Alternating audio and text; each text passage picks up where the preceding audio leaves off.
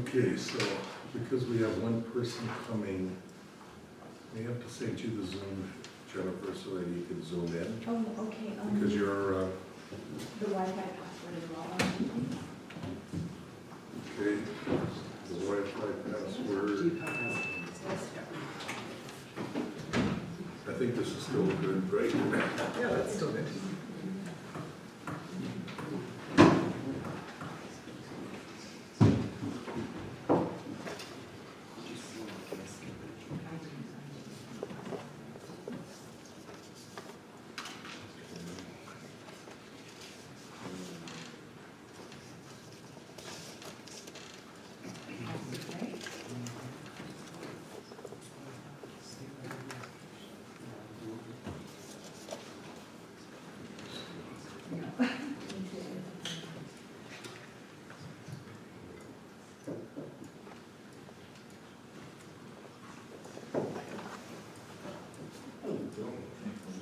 Good, how are you?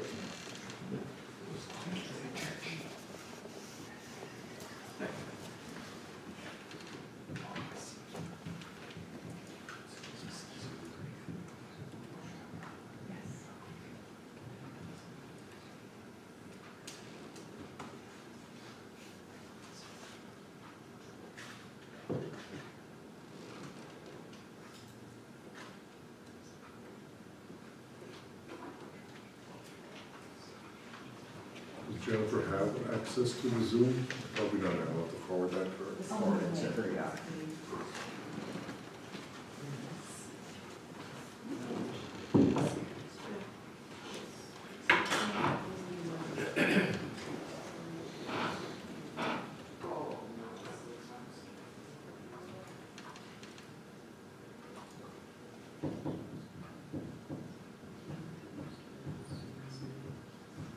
I have started the Zoom already, Okay. but it's not recording right now. The one individual that was asking to participate hasn't shown up yet. Yes, we're good to go. We'll get this way. I'm good, Jennifer's still connecting, because I have to share her screen. Okay, I'll let Jennifer connect before I. Giving me some issues here.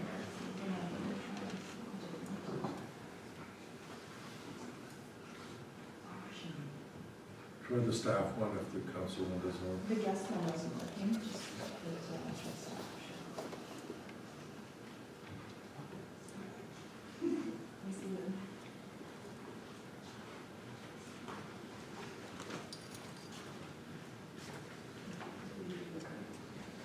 Ah, okay, thank you. Okay, I'm just gonna try this down. Sure, yeah, you want to know if it works and great. Okay. That works, thank you, okay. Thanks, Jennifer. And I'll just need the link to. So I just sent you the email, should have it in there.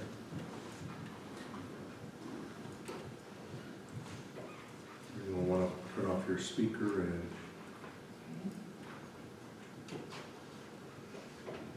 mic.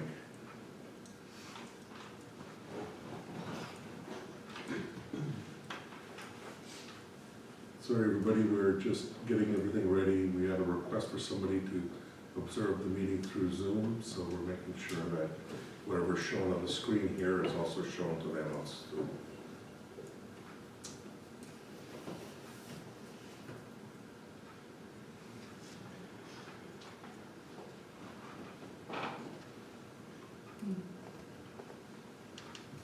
Can you join?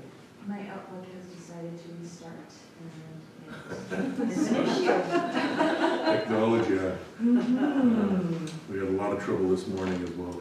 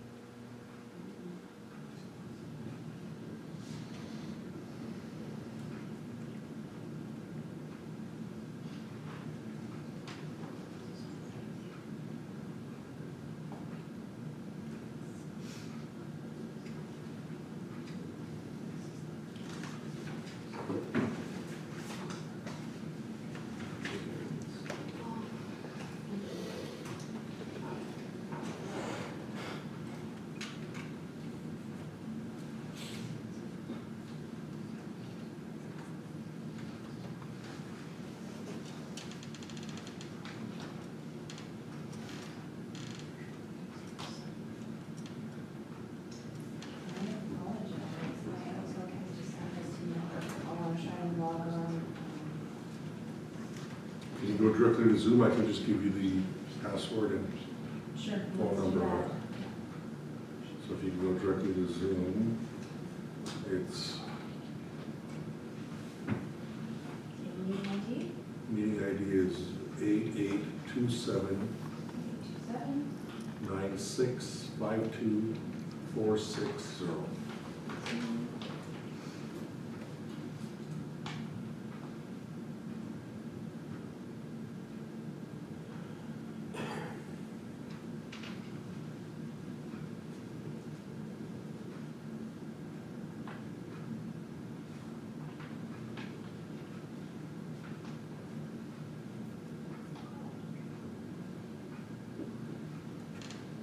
Does that work?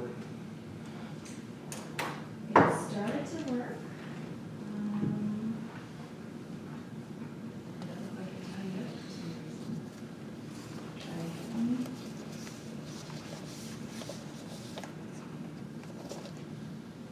It's going through the connectivity piece, but.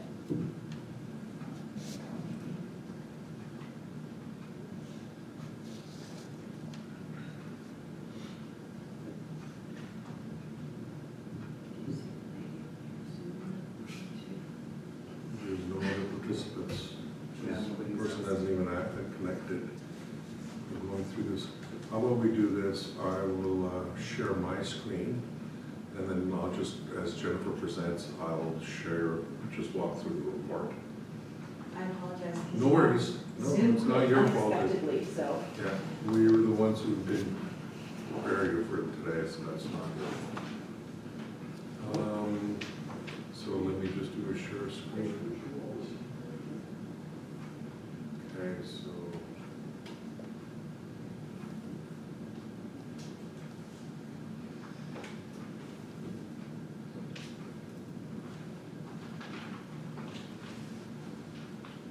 Okay. So if the person connects, they'll see, so you can go through yours. And I will stop presenting mine. There we go. Okay, good evening, ladies and gentlemen. Apologies for the delays, technical difficulties. What else would be new? Quite often happens in this building, so I'm not sure what it is. But we've been here since this afternoon. We've done our regular meeting business, and now we're going to do the planning. We do have a few items, and as you can see, most of council is here with the exception of Councillor Dave Sutherland, who is away. And we also have our CAO, Deepak Joshi, our office manager, and our planning clerk with us this evening. So with that, we will start our hearings, and the first one we have is a conditional use, number 15.1 on the agenda. And if I could have a resolution to move into the conditional use board, please. Resolved that the regular meeting be adjourned and a public hearing be open for conditional use 19 of 2024. Can I have a mover, please? Councillor Boulanger, Councillor Strang seconds. Any further discussion? Hearing and seeing none, I'll call the question. All those in favor? Opposed? And that is carried. I'll now turn it over to our planner to walk us through that application, please. Thank you, Madam Mayor. The property in question is located at 84144 Reconciliation Road, and the applicant is proposing to construct a garden suite in the agricultural residential, in the AAU zone. My apologies. This is the property in question. It shows an aerial view of the property is approximately 75 acres in size, and you can see there's an established yard site within the tree area. This is a more detailed site plan showing the proposed location for the garden suite. You can see there's the current residence with a garage, some outbuildings, and then the location for the proposed garden suite. There is a maximum size under the St. Clement zoning bylaw at 1,200 square feet. The applicant is proposing conceptually this general layout that is just over 1,100 square feet, but that does not include the covered deck. So there may be the need for a variance. We understand that the applicant, that this is still in the conceptual stage, and the applicant is determining the exact dimensions in the future. So should council wish to approve this application, we are recommending the following conditions be attached: that the use be limited to what is presented, and that any changes or replacement or additions would require new approval, that the applicant owner obtain all permits from the Red River Planning District, that the garden suite be removed once it is no longer required for the intended use, and that it is not to be used for rental purposes. I'm happy to answer any questions if there are. Thank you for that, Jennifer. Any questions to the planner from members of council?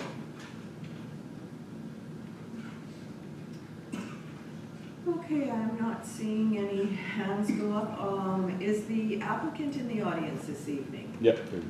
Do you have anything that you want to add to the application at this point in time? No, we're just in the planning stages right now. We haven't finalized any plans because we didn't want to go ahead in case something got shut down. But we'll, abide by any bylaws that there is in place and follow whatever Red River Planning allows us. I did have a question about, what was considered open air space, the covered deck. I was speaking with Calvin from Red River, and he mentioned that, we could have a covered deck screened in, that would be okay. And I'd asked about those stackable, they're like basically looks like saran wrap windows, if that would be allowable. And he said that would be something that we'd have to bring up to council to see what their opinion is on that, if that would still be considered, open air space. It's basically thin, it wouldn't be closed in, it wouldn't really even be, you wouldn't be able to heat it or anything like that. It's just essentially starts raining, you can close them to keep your stuff dry, and then wintertime you don't have to worry about the snow getting in there. Okay, can you just state your name for the record, please, because the meeting is being recorded? Yeah, Justin Kutsak. So I'm not sure what your intent is with these. Are they like walls that you're talking about? No, they're essentially really thin walled plastic windows. So when you stack them, they can either be stacked to the ceiling or stacked down to the ground, just to allow it to be open air versus just having a screened in porch, so somewhere that you can still go sit if it is raining out. So it's kind of like a closed-in veranda? Yeah. Okay, any other questions to the applicant at this point?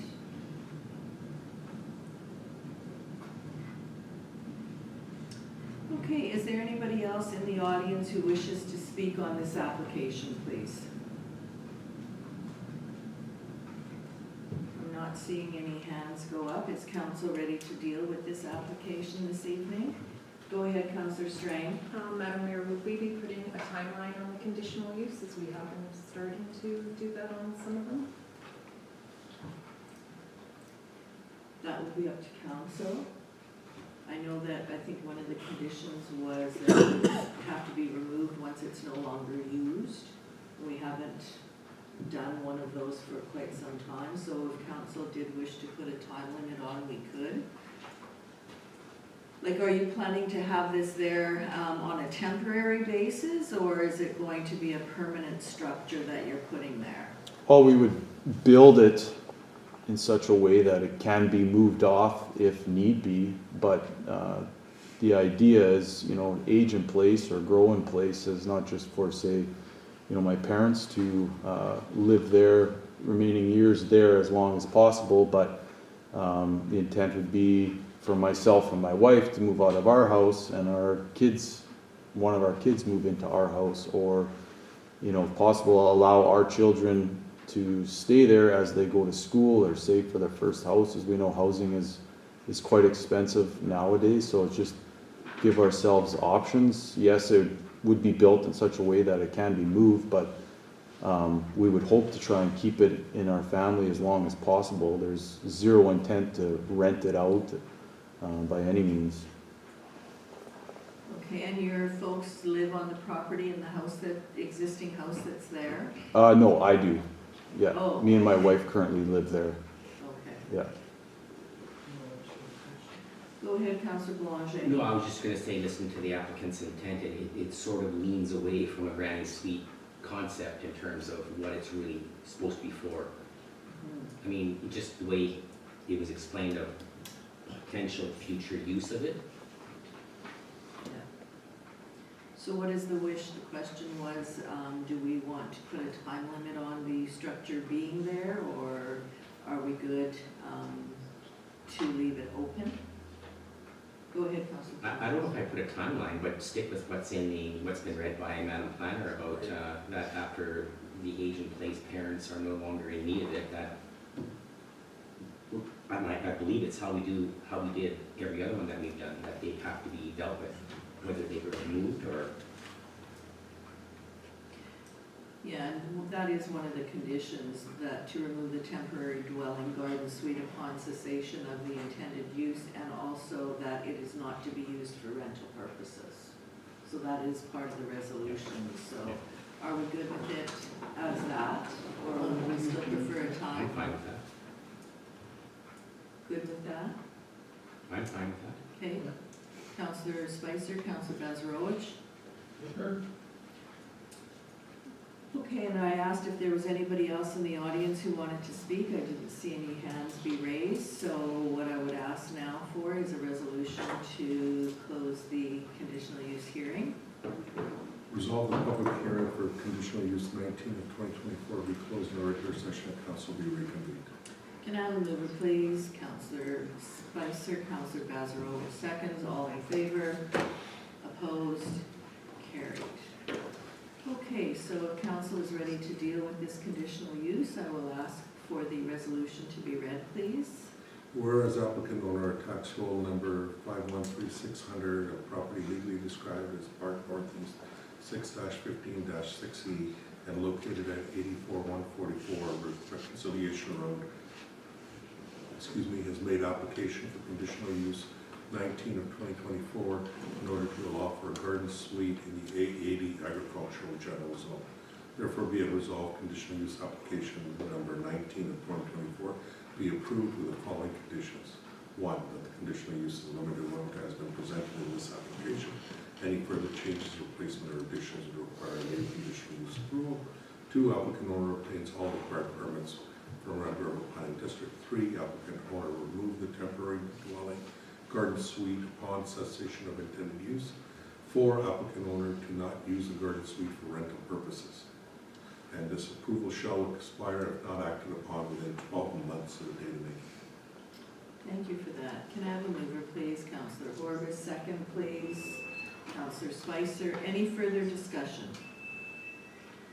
Hearing and seeing none, I will call the question. All those in favor? Opposed? And that is carried. Okay, so now we move on to item 15.6 on our agenda, which is the subdivision.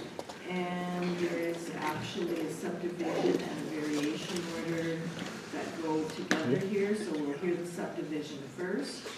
And if I could have a resolution to move into subdivision hearing, please. Resolved that the regular meeting be adjourned and the public hearing be open for subdivision S24 of 3056. Can I have a mover, please? Councillor Strain, second. Councillor Spicer, all those in favor? Opposed? That is carried. Okay, Jennifer, if you could present on the subdivision, please. Absolutely. The properties in question are located on Anishinaabe Way, and they are in the rural residential zone. The proposal seeks to create some consolidations and some divisions of land. Here's the aerial photo of the property. And here are 2 maps that help tell the story a little bit better. Map 1 shows the existing title layout. So in blue, you see there's a larger holding here that straddles across Anishinaabe Way. There's a smaller holding here that's surrounded by the pink and blue holding. So what is being proposed is a realignment of the boundaries. There will be a standalone lot on the north side of Anishinaabe Way, and then a proposed lot on the south side of Anishinaabe Way with some consolidations required. And also there's going to be a recommendation that the boundary be realigned for the pink lot, for lack of a better word, to address an encroachment for an existing house and garage. Here is the detailed subdivision application map. As you can see, there's a lot going on there.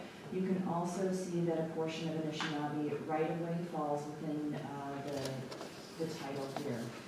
So what is being proposed is generally in compliance. We will need an amendment from the surveyor to be prepared to confirm site dimensions. but it does appear that a site width variation will be required. We are recommending approval subject to the conditions before you, which include confirmation that taxes and any applicable development fees be paid, the digital copy of the plan of subdivision be provided to the RM, and that the subdivision plan be amended to include, again, that extension of Mission Abbey Way, as well as a boundary realignment to address the encroaching existing structures. The applicant may be required to obtain variances from the RM of St. Clements with respect to lot size and lot width, but that will be determined upon an updated subdivision application map. That the applicant will obtain variances from the RM of St. Clements to bring the accessory structures into compliance, and that's on the agenda later this evening. And that the applicant owner submit written confirmation from the RRPD, or to the RRPD that hydro easements have been entered into. Thank you for that. Questions to the planner from members of council? Go ahead, Councillor Spicer. So we're listening to the variance tonight, and they're going to need to apply for another variance later on? Go So ahead. that's Are we correct. hearing? That's correct, Madam Chair. The variance this evening is to allow an existing accessory structure to remain without a principal building. That's the variance that we're hearing later this evening. But there are variances potentially in association with site width and site area that need to be confirmed upon an updated survey being provided to our office. Anybody else questions? Go ahead, Councillor Boulanger. I'm just, water's under the bridge, but I'm just wondering why it wasn't waited upon until that was provided to the office and do one variance for everything. I can't speak to the specifics of that. I'm not sure. I apologize. I'm not sure what Yeah. discussions the applicant had with our office in relation to moving forward. In recognition of that, though, we can look at some adjustments if need be for the subsequent application. Okay, any other questions to the planner? Okay, I see the applicant is in the audience, and if you want to just state your name for the record, and if you have any further comments to add to what's already been said. Brooke Drysdale, along with my parents, Karen and Bill Sinclair. I just want to comment that I don't think that was brought to our attention that there could be a further variance required based on the width of the proposed subdivision lot. And just wanted to clarify on your number 3 point there about bringing, about bringing the accessory structure on proposed lot into compliance. Meaning, Right, so there will be a standalone accessory structure here that does not have a principal building attached to it. So in order to address that, the zoning bylaw requires that prior to having an accessory building, we need to have a principal building. So that's the rationale for the variance on that property. so the variance would allow us to have that on the property without the primary structure. That's correct. Okay, yep, that's all the questions. Okay. Is there anybody else in the audience who wishes to speak on this application?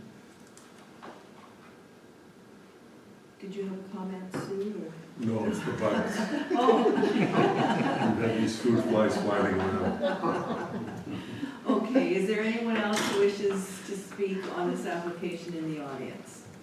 And I guess my question is, if council chose to defer the resolution until they got the other other survey for the variance to kind of save them a fee, would that work or not? I'm sorry, so we need the revised survey to determine the actual dimensions of the following variance that may Okay. be required. Right, So is your question deferring the variance? yes, I think administratively we can address that. okay, when the time When comes. the time comes. Okay, yes. so if the subdivision then is passed, Mhm. then they need the second variance, your office will look after an adjustment there. That's correct. Okay. Okay, anybody else have any questions? I will again ask if there is anybody else in the audience who wishes to speak on this application. Not seeing anybody move, so I will ask for a resolution to move out of the subdivision board, please.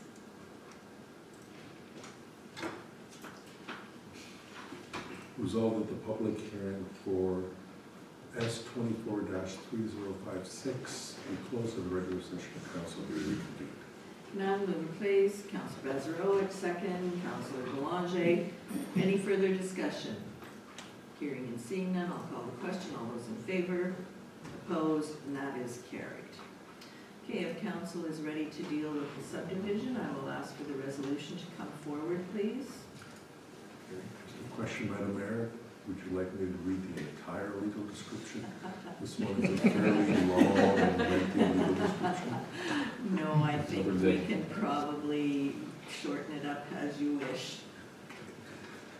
Subdivision application S 24-3056, proposal by Drysdale, Sinclair, and Longbottom to subdivide lands described in the application. Resolved that council approve the said application subject to the following conditions. 1, applicant owner submits confirmation in writing from the municipality stating that A, taxes on the land be subdivided for the current year, plus any arrears have been paid. B, required applicable fees to be paid as per bylaw 8 of 2023. C, provide a digital copy of the plan of subdivision to the Arm of St. Clements. And D, applicant order to amend the plan of subdivision to include the following. I, the Arm of St. Clements to acquire a portion of residual lot 8.1758 hectares without compensation to the applicant owner to bring the road at Shinabi Way back into compliance, 66 feet wide. 2, for II, boundary alignment for the current encroachment, 0.083 hectares rather than a proposed easement as indicated in the subdivision application map. 2, applicant or obtains all required variances for lot size and width if required. Applicant surveyor to update the SAM and provide RPD with an updated lot area and width for all proposed lots to determine variances. 3, applicant or obtains all required variances to bring the accessory structure to proposed lot into compliance. And finally, 4, applicant owner submits written confirmation to Red River Planning District for Manitoba Hydro that an easement agreements have been entered into with respect to existing and or future facilities associated with the subdivision, and a plan of easement as required by the Real Property Act has been provided. Okay, thank you for that. Can I have a mover, please? Councillor Strang, Councillor Borba seconds. Any further discussion on this subdivision application? Hearing and seeing none, I will call the question. All those in favor? Opposed? And that is carried.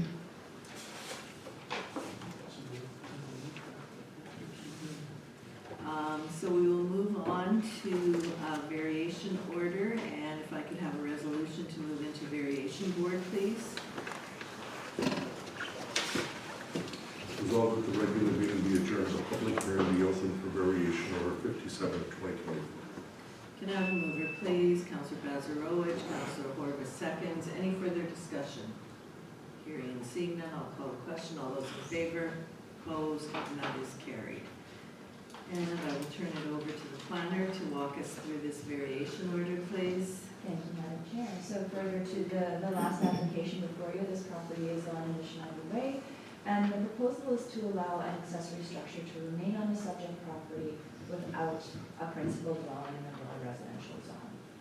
So that's under section 3.22 of the Arm of St. Clement zoning bylaw. The subject property is here again, and we have seen the location of the existing accessory structures.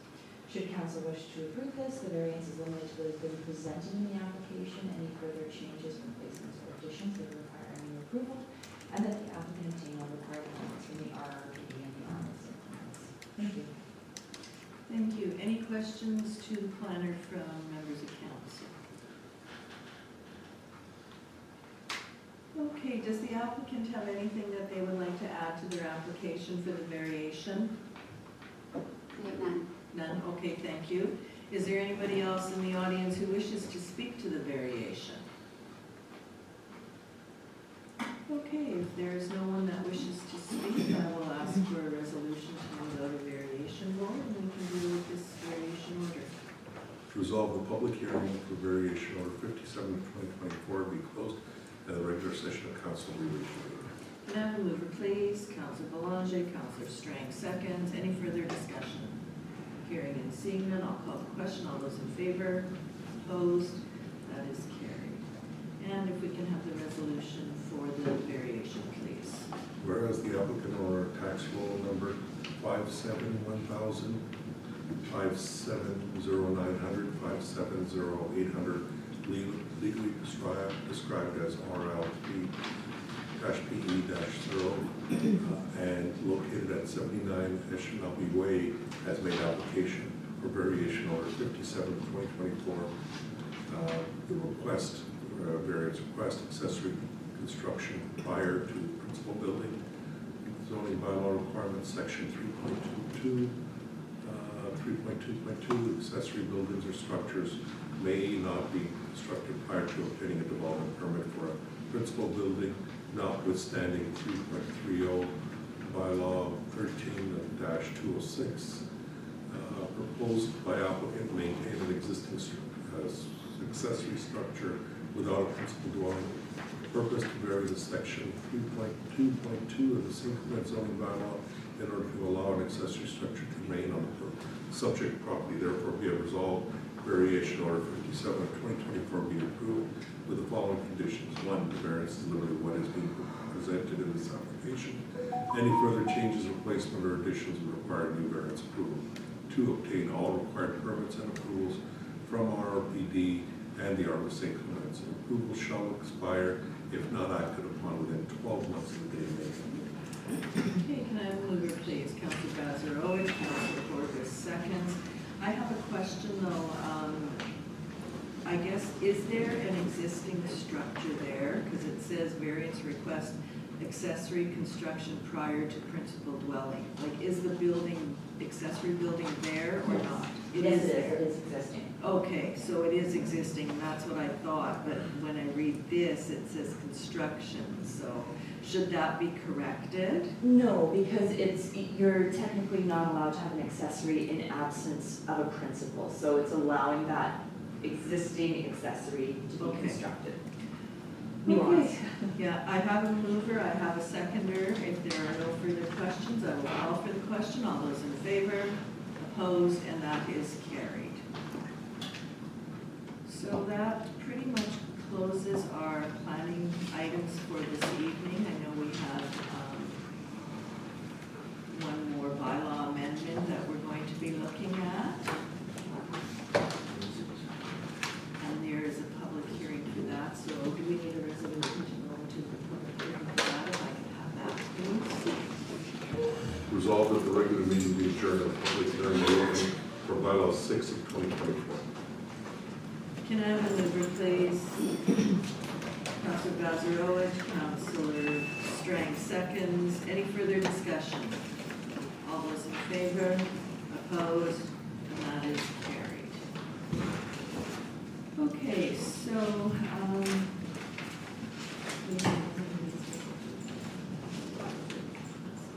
Ask Susan to come up and Oh, speak to okay. the report. okay, Sue, if you want to come forward and walk us through your report, please. Good evening, Council and Madam Mayor. Tonight we're dealing with bylaw number 6 of 2024. It's a text amendment with regards to the zoning bylaw.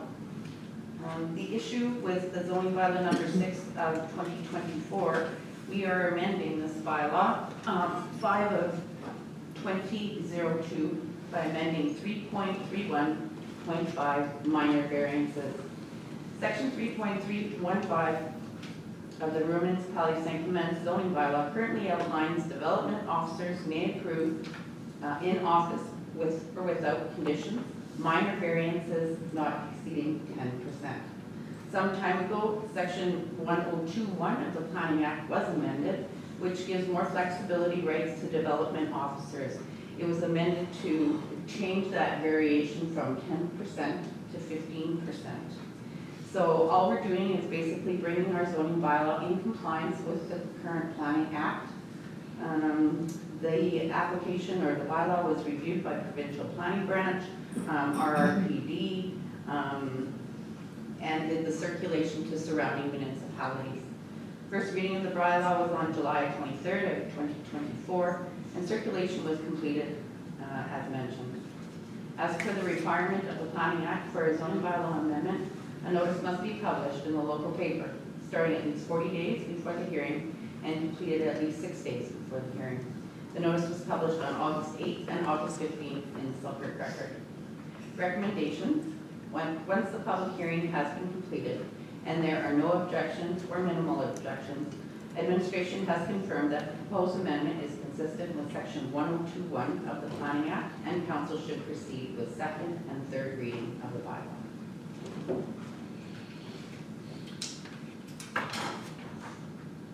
Is that all you have, Sue? It is. Okay, any questions from members of council to Sue? Not seeing anything. This is a public hearing, so I'm going to ask if there's anybody else in the audience who wishes to speak on this bylaw, the zoning bylaw text amendment.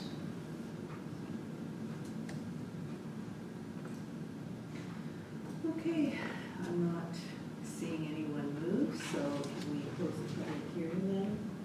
Okay, Madam Mayor. Thank you.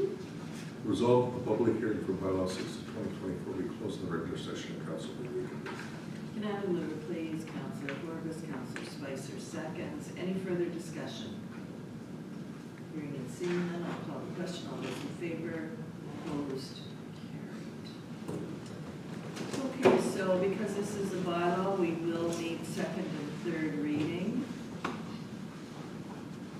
Correct, Madam Mayor. I can go ahead and second reading, Councillor Dazar wishes. We can certainly go ahead, but then he would be able to vote Vote on if the he third comes reading. back for third, okay. All right, if there are no questions from council, I will ask for a resolution for second reading, please.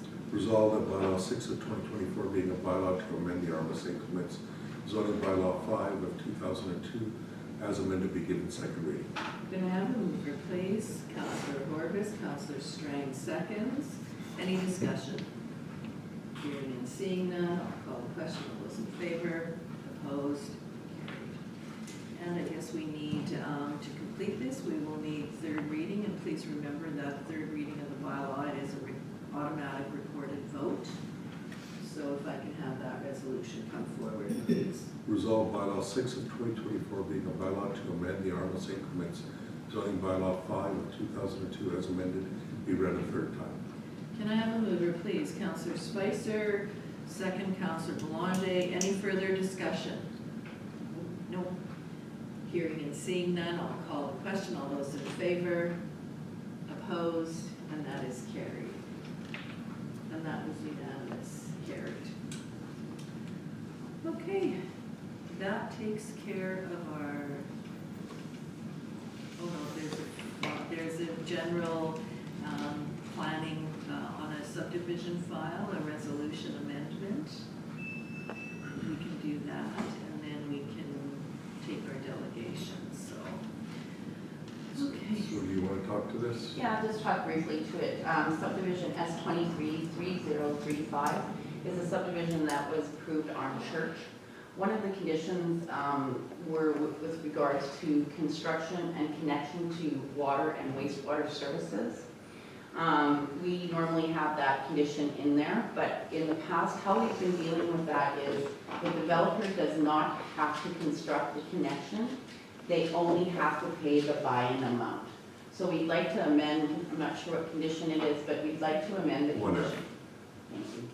We'd like to amend the condition to read that the developer therefore pays the buy-in cost for the utility services. So that would be for sewer and water both.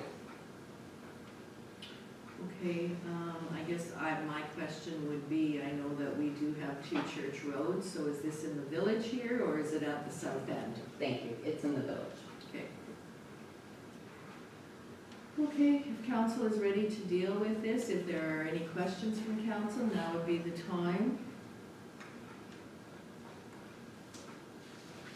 Okay, I'm not seeing any hands go up or hearing anything, so if we have a resolution for that, that would be awesome to bring forward, please. Whereas condition 1F for subdivision S23-3035 be amended, therefore be it resolved, council amend condition 1F, applicant owner pay current utility buy-in cost as per bylaw 8 of 2023 for proposed lot as previously approved by council resolution 2024-098.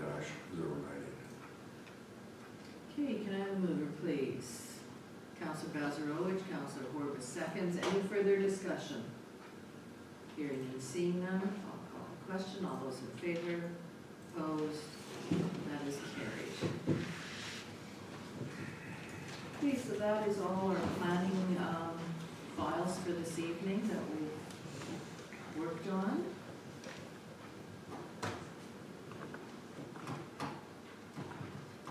So we have some members of the East Selkirk Recreation Association, Madam Mayor. Yes? So we could deal with them and then come back to the remainder of the agenda, if you so choose. Okay. So then, I see this is in camera, so you... No? Oh, okay, because that's where I have it listed at what I'm looking at here. Item number 4.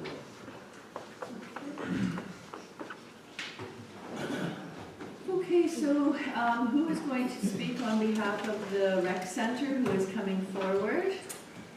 Hello, my name is Jocelyn Pollock. Yeah, and Adam McConnell will sit with me. Oh, I need my notes.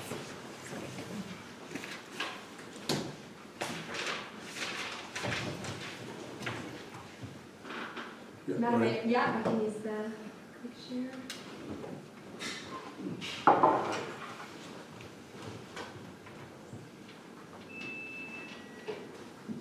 I downloaded quick share on my work laptop, so it should work. It should. There we go. If it goes solid light, then just press the button and it'll go red and then you'll take it. Okay, it's just device is ready.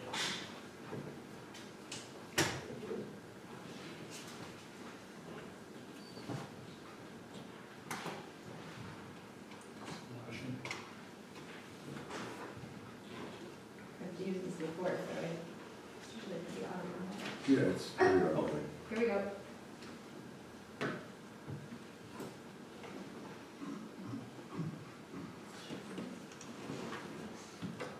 There we go. There we go. Perfect.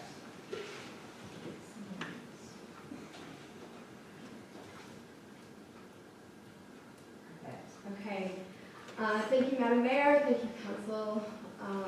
Really happy to be back here again to chat with you guys. I was here last October providing a bit of an update, and I think based on some discussions with Deepak and Brendan, it just seemed timely to come back and provide another update and to potentially talk about our operating grant is one of the main objectives, but of course others would be just to give you some information as well as what we've been doing.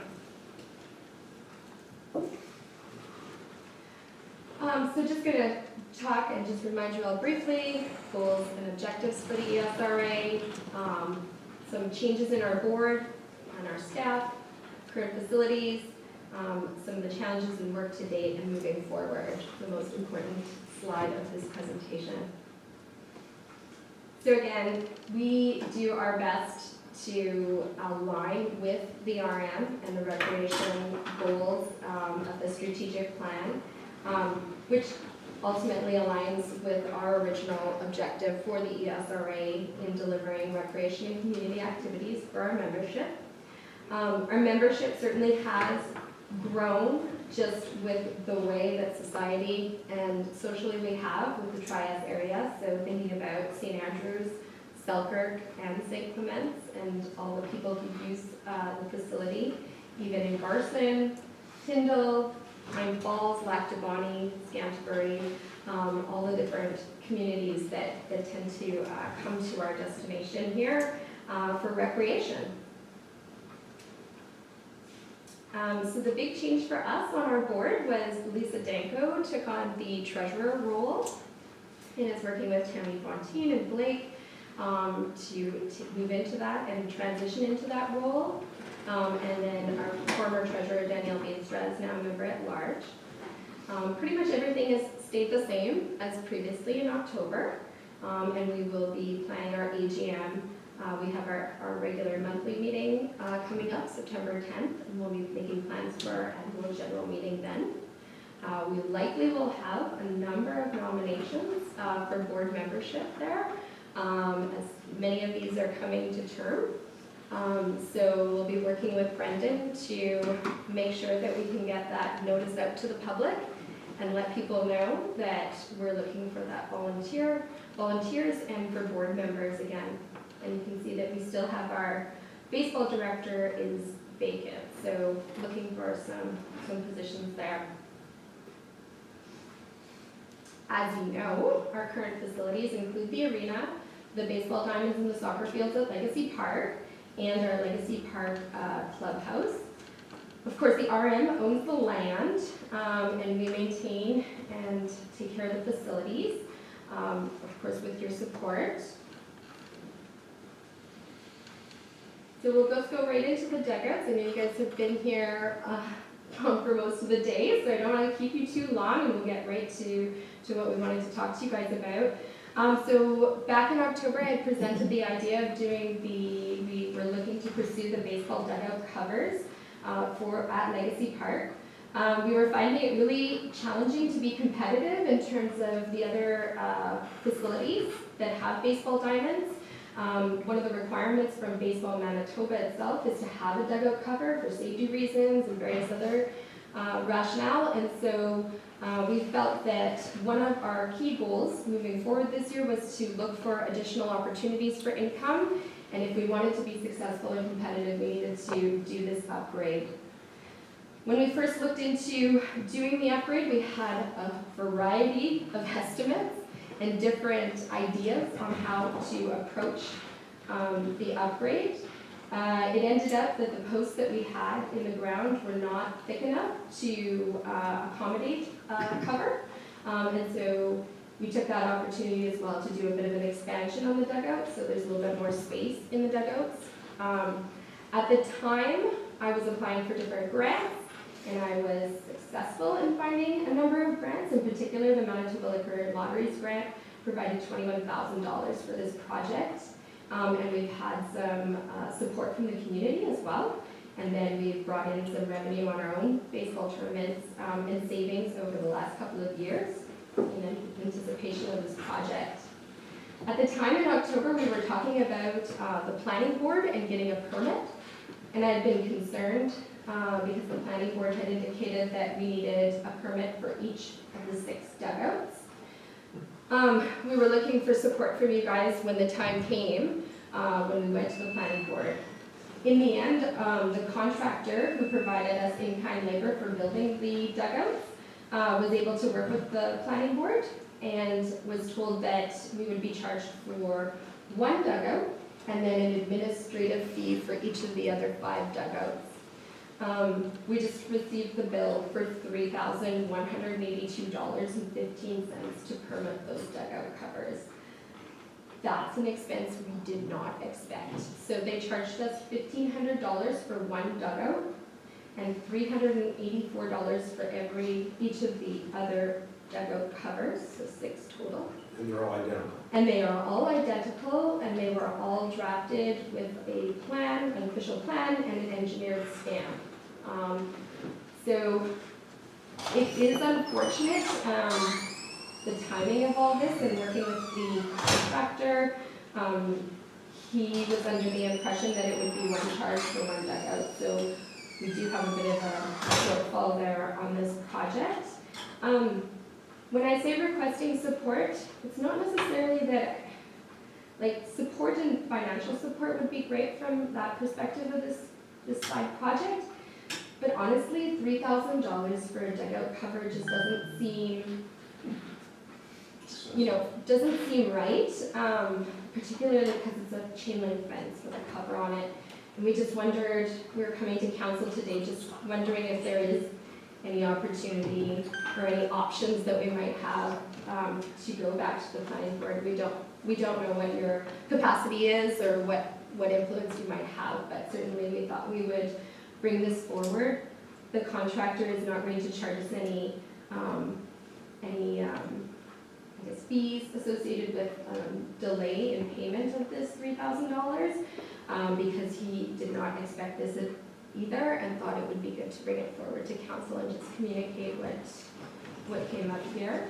So that's an update on the Dugout cover, but I have to say it looks beautiful, they look great, and we've had 2 additional tournaments because of the Dugout covers, so that's a big income for us. So about $4,000 a tournament, $3,000 to $4,000 a tournament in terms of income. I can keep going with the presentation and then we can come back for questions and thoughts around this. I think might be the easiest thing because there might be a lot of questions and back and forth. So, Does council want to stop here and ask questions on this part, or do you want to keep going and we'll ask all the questions at the end of the presentation? Keep going, okay. okay, for sure. So I thought I would prepare just a little bit of information, summarized, approximates. I didn't do detailed numbers. Deepak and the RM have our operating, our accountant, our audited statements, thank you. So I just did a bit of a summary. And the one thing that I did notice as I was going through, I had 2021, 22, and 23, and I noticed the increase in the numbers on the income side, and that made me very happy because we're starting to see a bit of a turnaround in terms of our financials. And I think that's exactly the goal of the new board that came on and what we were looking to do to dig out of that hole that we were a little bit in there. And COVID did not help us, right? Like so many other businesses, of course. So this is the operating budget that we had from, and this is based on 2023 numbers and what we were kind of moving forward into 2024 thinking and considering there. And then just a quick summary of when we last looked at our accounts so you can see what we have in the bank. We have a checking account that is of course our day-to-day expenses and how we operate. We have our savings account where pre-ice plant repairs, that's where we put our savings for maintenance and costs. We have some very explicit instructions associated with agreements for some of the funds that we were getting through grants and sponsorships. And so we decided to reopen the expansion account and keep that money solely set aside so that we could very clearly show partners how we kept that money set aside to pay for the ice plant, and it went directed to where it needed to go in terms of what it was supposed to be used for. And then of course we still have, as you guys know, that current bank loan, which is down now to about $103,000. And we can come back to these slides if you have questions and want to kind of look at details. I wanted to acknowledge the past financial support from the RM, and I didn't go all the way back. I thought, you know what, I'll go back to where I kind of saw a change in terms of maybe how the RM and the ESRA were operating. And so it seemed like around 2016, that's when things started to stabilize in terms of what the grant amount was. We see the addition of the annual insurance that the RM is covering, which is a substantial number that the board certainly wasn't aware was as large as it was, so this was important information.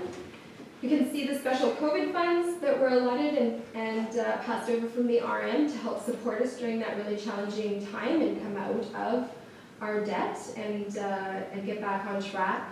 And then I wanted to highlight the summer camp because Brenda started that, and then it continued into 2023. You can see that it is really taking off, and the community is talking about it, and they're really happy that that's an option, a local option for them, and it seems to be very popular based just on the numbers alone.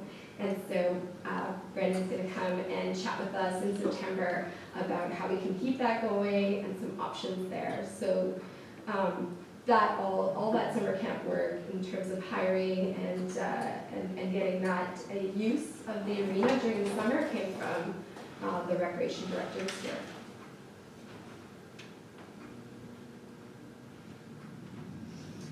Another important update for all of you, and this will help with the request that we're going to be asking for in terms of the operating grant and some numbers and thinking about what we've been doing. So just to give you an idea, the project cost, and I didn't have these numbers in October, but these are new numbers here for today. The project cost for the ice plant, so that's the brine pump, the chiller, the compressors, and then some upgrades to the condenser to make it all function together, was $369,000. That's what I used, that's the number I used for all my grant applications. We have an agreement with Berg Industries, and they have been extremely good to us and honest with us about the type of upgrades and equipment we needed. And as of right now, the bill for them is pretty close. It's going to be plus or minus about $3,000, that number there, just because we don't have all the taxes and everything included from the final bill. But we'll be around $297,635.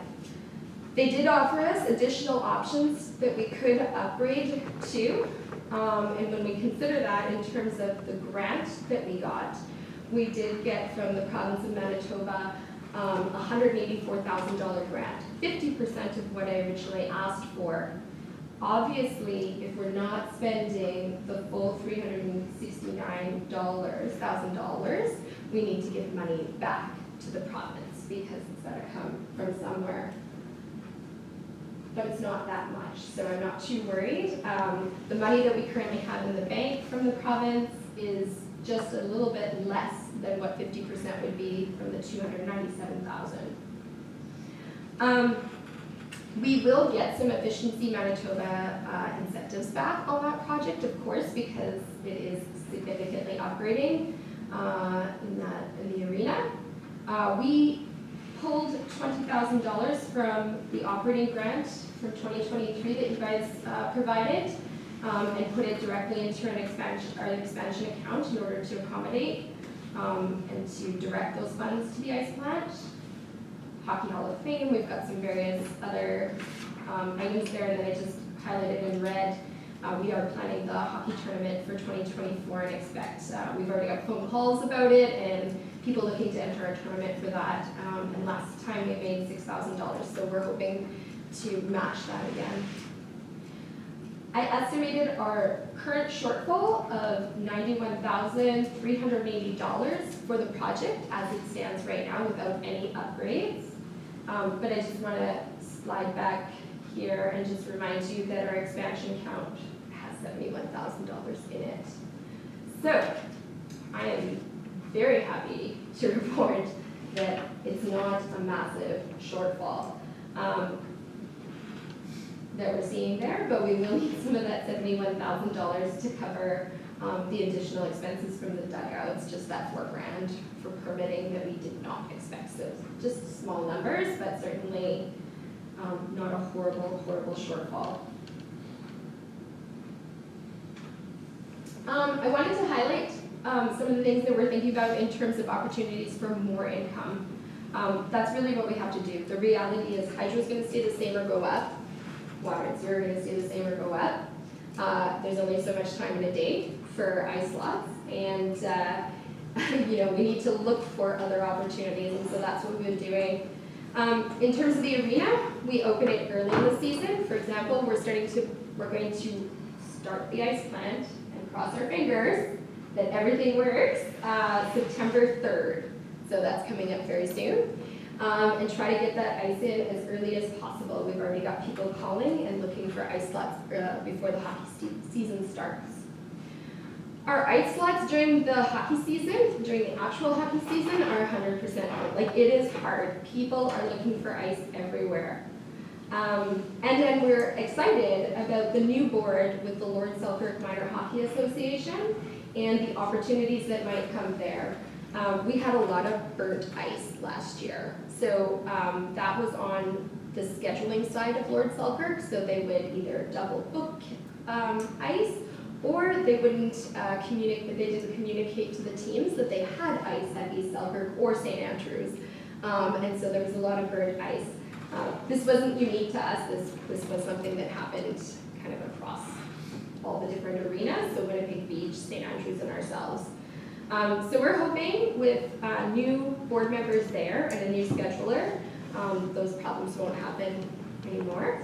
And the association has also agreed, and they are rotating their monthly meetings to all the different arenas, which is really exciting for us. So they'll be sitting in the East Selkirk Arena, having their meetings as well, so we can see what they're investing in there. Our baseball diamonds, like I said, we're looking for more tournaments. We're trying to entice that slow pitch league to come and play all their games there. We'd love to try and figure out a good way, and I'm sure Brendan has some ideas there, to get a new baseball director, or should I say just a baseball director, to start working with the schools and try to promote baseball and increase registrations there. And then I don't know if anybody else saw, but on Sundays I see cricket all the time there. So I have seen 2 diamonds full of cricket players on Sundays, just having fun. So maybe there's an opportunity there that we hadn't thought of. Winnipeg, they're taking over. Oh.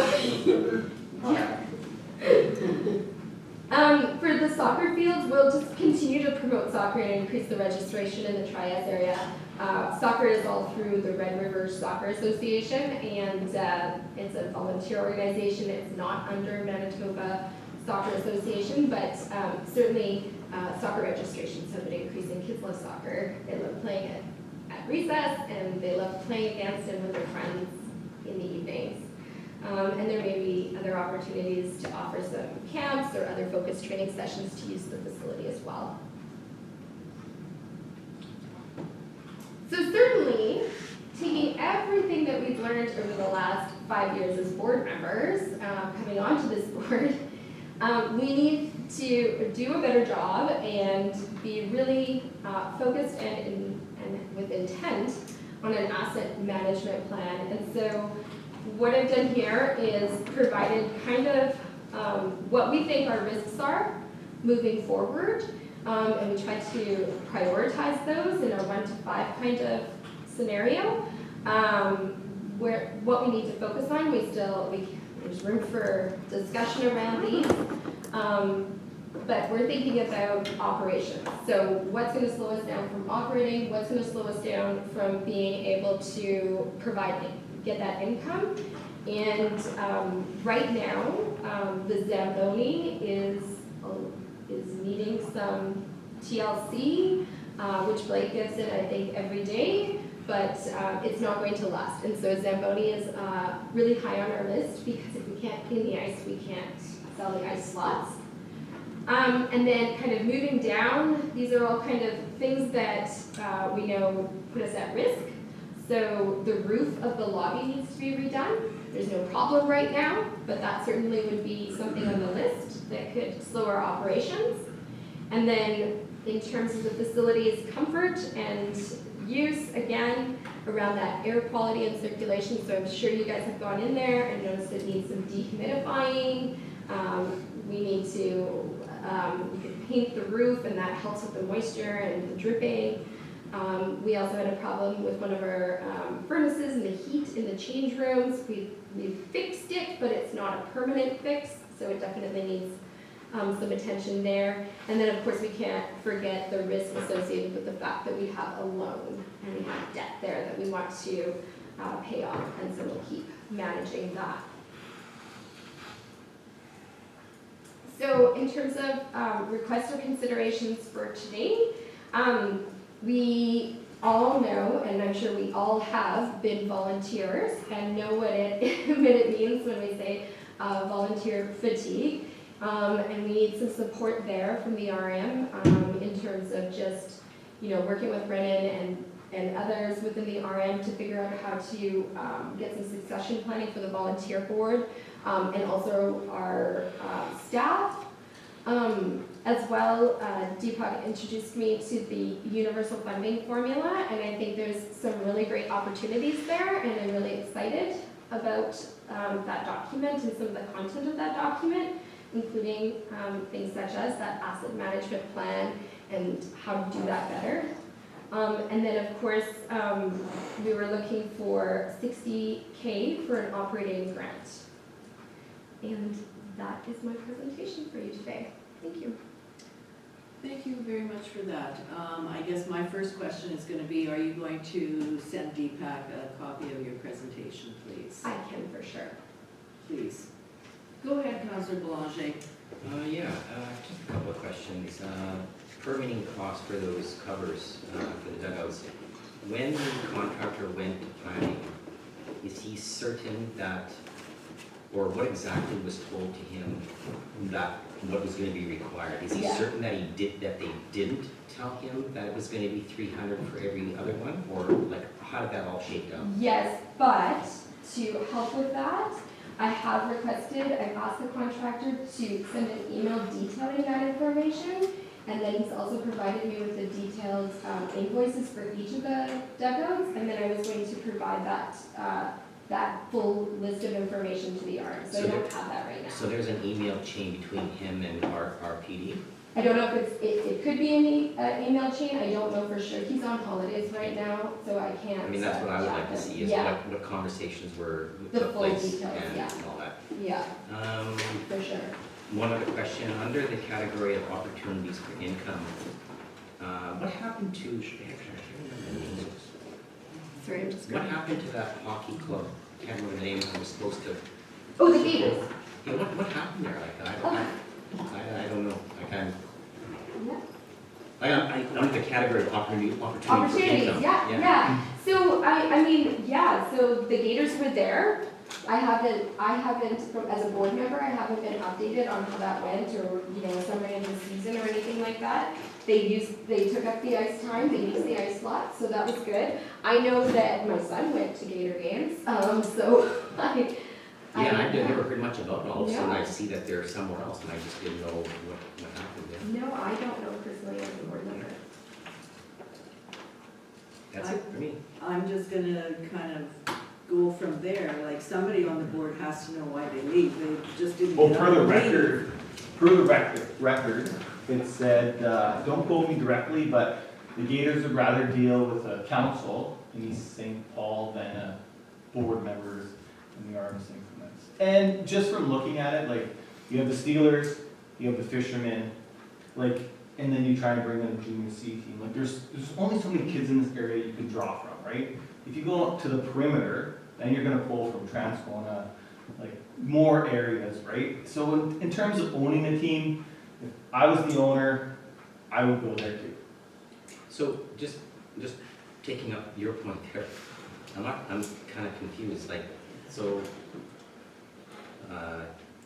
that's what the Gators said? So in the record what I read. In the record. In the record what I read. Okay, got it. Right, so they just announced that they're leaving the Gator Pond in East Selkirk Yeah. and moving to East St. Paul. Got it, okay. Yeah. And I can't remember the fellow's name. I thought you meant for the record, but in No, the no, record. in the record. Okay. One of the quotes is saying, Now I got it. is saying that, he'd rather deal with, Okay, and they're building them a dressing room, right? okay. Yeah. Right, and maybe East St. Paul's, he thinks is nicer than Okay. East Selkirk. I don't know. Okay, any other questions? Go ahead, Councillor Spicer. So, sorry, I'm still gonna piggyback there. So, with them leaving, it sounds by your presentation, the ice still got rented? It'll get ready. Oh, yeah. Oh, yeah. No, but this year. I'm Yes, talking oh, about. yes. Like, they canceled, so Yeah. they canceled one of their ice slots, I think it was Thursday at 8:45.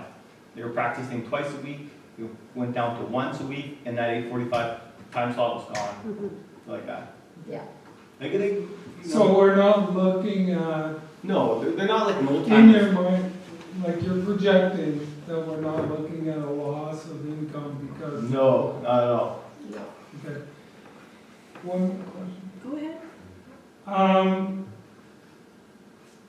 The clubhouse,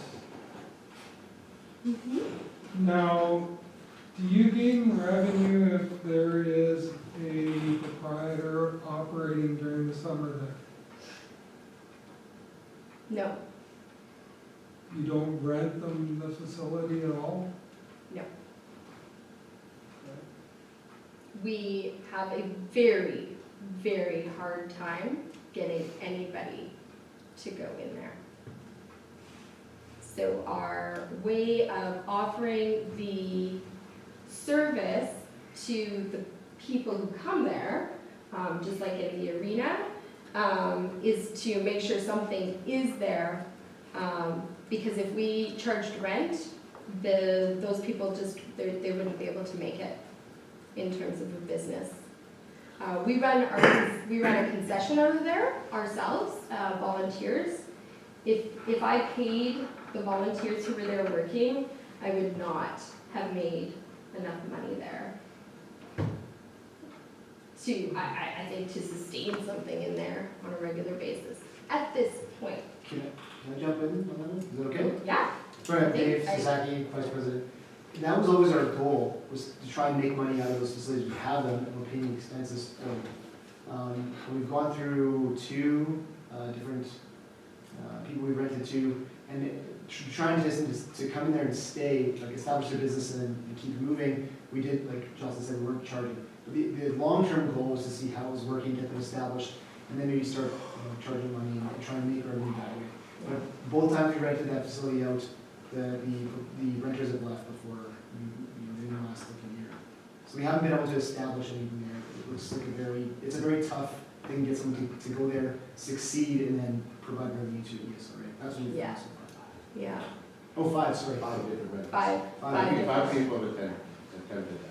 But I thought the last people that were in there were doing a really good job, and I've heard great things about them, and all of a sudden somebody said they got let go, so. So we only ask that they pay their hydro, $400 $400. a month. Yeah, so we have, we're able to calculate that, I don't know exactly, there's a separate, and so we estimated how much hydro, and we only asked that they pay their hydro. So they did not pay for, I believe, 3 months, 3 months, and we were asking for payment for that, and we weren't getting it. We were offered that they would stay open if they could pay for all of their hydro at the end of the season, but we had no way of being able to collect that once the season was done, and so that was a big challenge for us. So they were paying $400 a month? $400 a month. For hydro. Using all our facilities, wear and tear on our fryers, fridges, $400. And that was in the winter and in the summer, or? Both places, yeah. So 12 months of the year, or not, or No. just for No, it's- season? It's only seasonal, isn't it? Yeah, so inside the rink, so when the Rink, ice was in, they were in the rink. rink, and then there's that, spring section, Transition. and then they were out in the clubhouse. And I think they came back in, and then, yeah. And we really wanted that to work. We really did want that to work. There were 2 owners there, or 2 individuals there, and we really wanted it to work with one. And we had some challenges with the other, and it just was really difficult situation.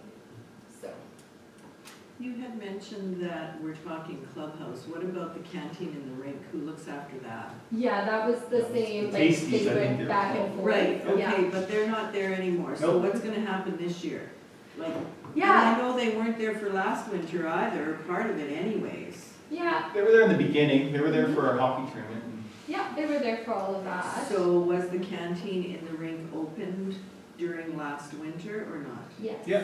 Yeah. For part of, like we hosted the playoffs, for example, for U11, Yes. and there was no one in the canteen. Yeah. Which was really too bad, because we had a lot of foot traffic coming in, a lot of people from around Winnipeg. We really wanted that. We had an empty canteen, no one could buy anything. Yeah. And what is the plan for this year then?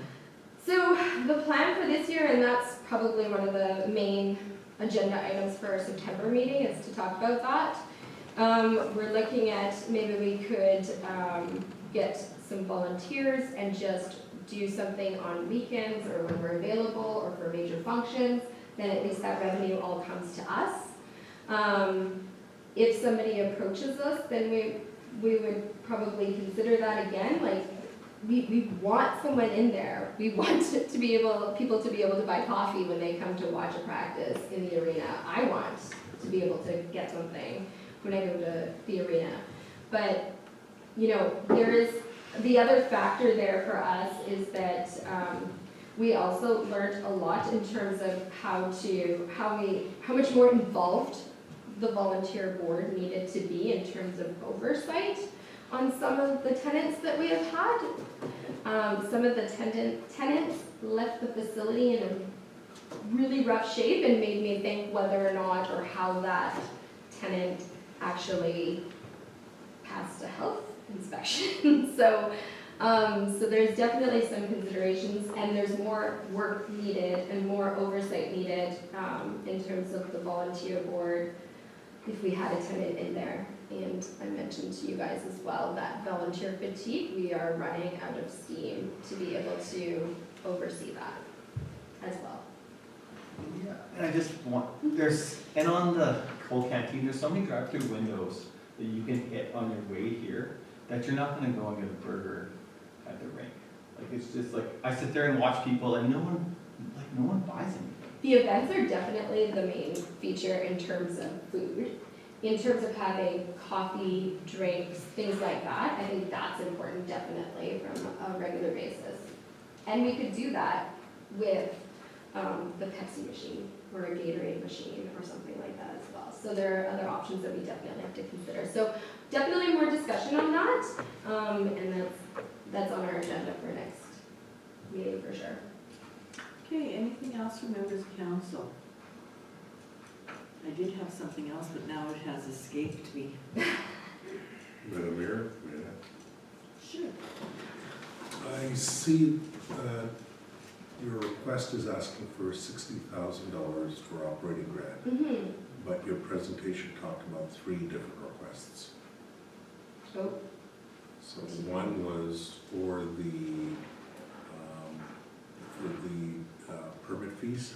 Oh, yes, you're right. One was for possibly the capital match, like you said that you have $71,000 Mm-hmm. in the bank, but you're short of that. Oh, I Are you consider asking that. for capital dollars? Or? No, we're just asking for the 60K. We crunched the numbers and things are looking much better than now that we've got everything outlined. So your capital expenditures associated with the ice plant, you're able to take care of yourselves? We are, with Okay, so an that's operating. important for council to know. Yes, sorry, I should be really clear about that. Yes, the shortfall is there. We have money in the bank. We're asking for a 60K operating grant, and we would use funds from that 60K operating grant for any additional, like after our expansion account is drained, any additional shortfall from this would be covered through the 60K operating grant is what we're looking for. Okay, just to be clear for council, you're requesting for that as an incremental increase per year. 60,000 per year. It's not just a request for 2025. For, sorry, 20? Going forward. Yes.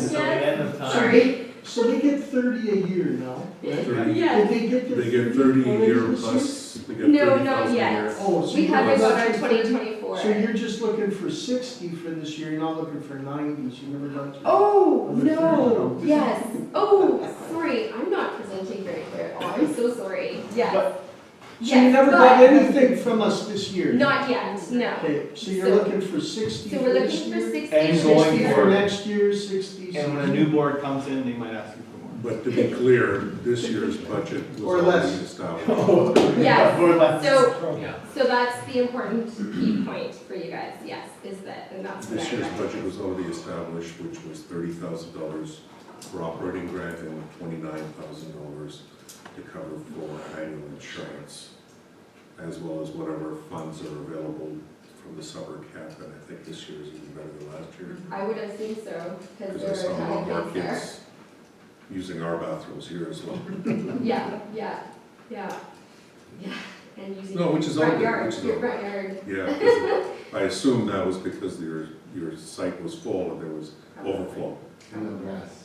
Yeah, the Oh, the grass, grass, yeah. the grass was the inside. Oh, you don't have, oh, that's why. Yeah. Yeah, so, yes, so this year your budget was for 30K, because it's already in the budget. Moving forward, we're looking for 60K for an operating grant.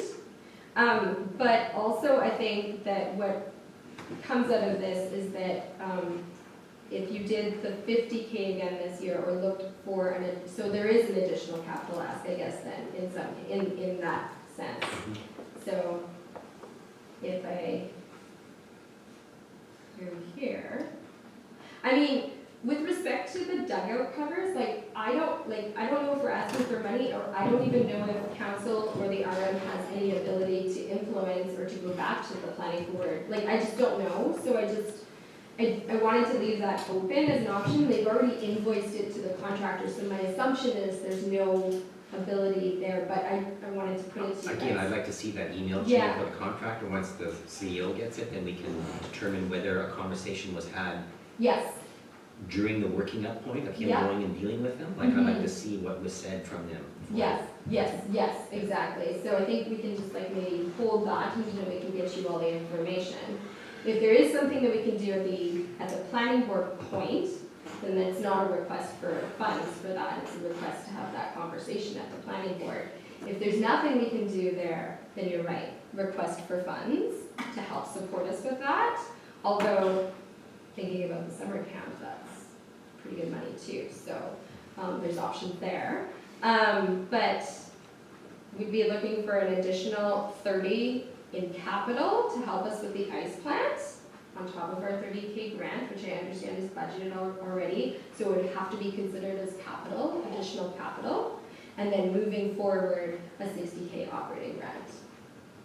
Sorry for the confusion. Partly on Just my wanted to part make as sure it well. was clear Yeah. for council's Partly on my part consideration. as well. Okay, I thought of one of my questions I was gonna ask. Do you folks have a membership to belong to the East Selkirk Rec Association? No, Lord Selkirk took that away. Yeah. We did. That was, they We took it did. away for hockey, Yeah, not for the community club. no, So, Oh, yes, yeah, Baseball. sorry, yeah, baseball is by Red River Valley Baseball. They And can- soccer too, they took that away too. Soccer Yeah. went to Red River. Now, Red River Valley Baseball does give us money back in terms of for the number of East Selkirk kids that do register, but it's nominal amount, like, it's not much, 600 maybe. And then registration for soccer is really good, so we do get registration for soccer back, but that's not a membership fee, none of that is a membership fee associated with soccer. There's a reason for that. So, North Selkirk used to take a membership fee, if there was a membership fee for East Selkirk, Yes. to hockey registration.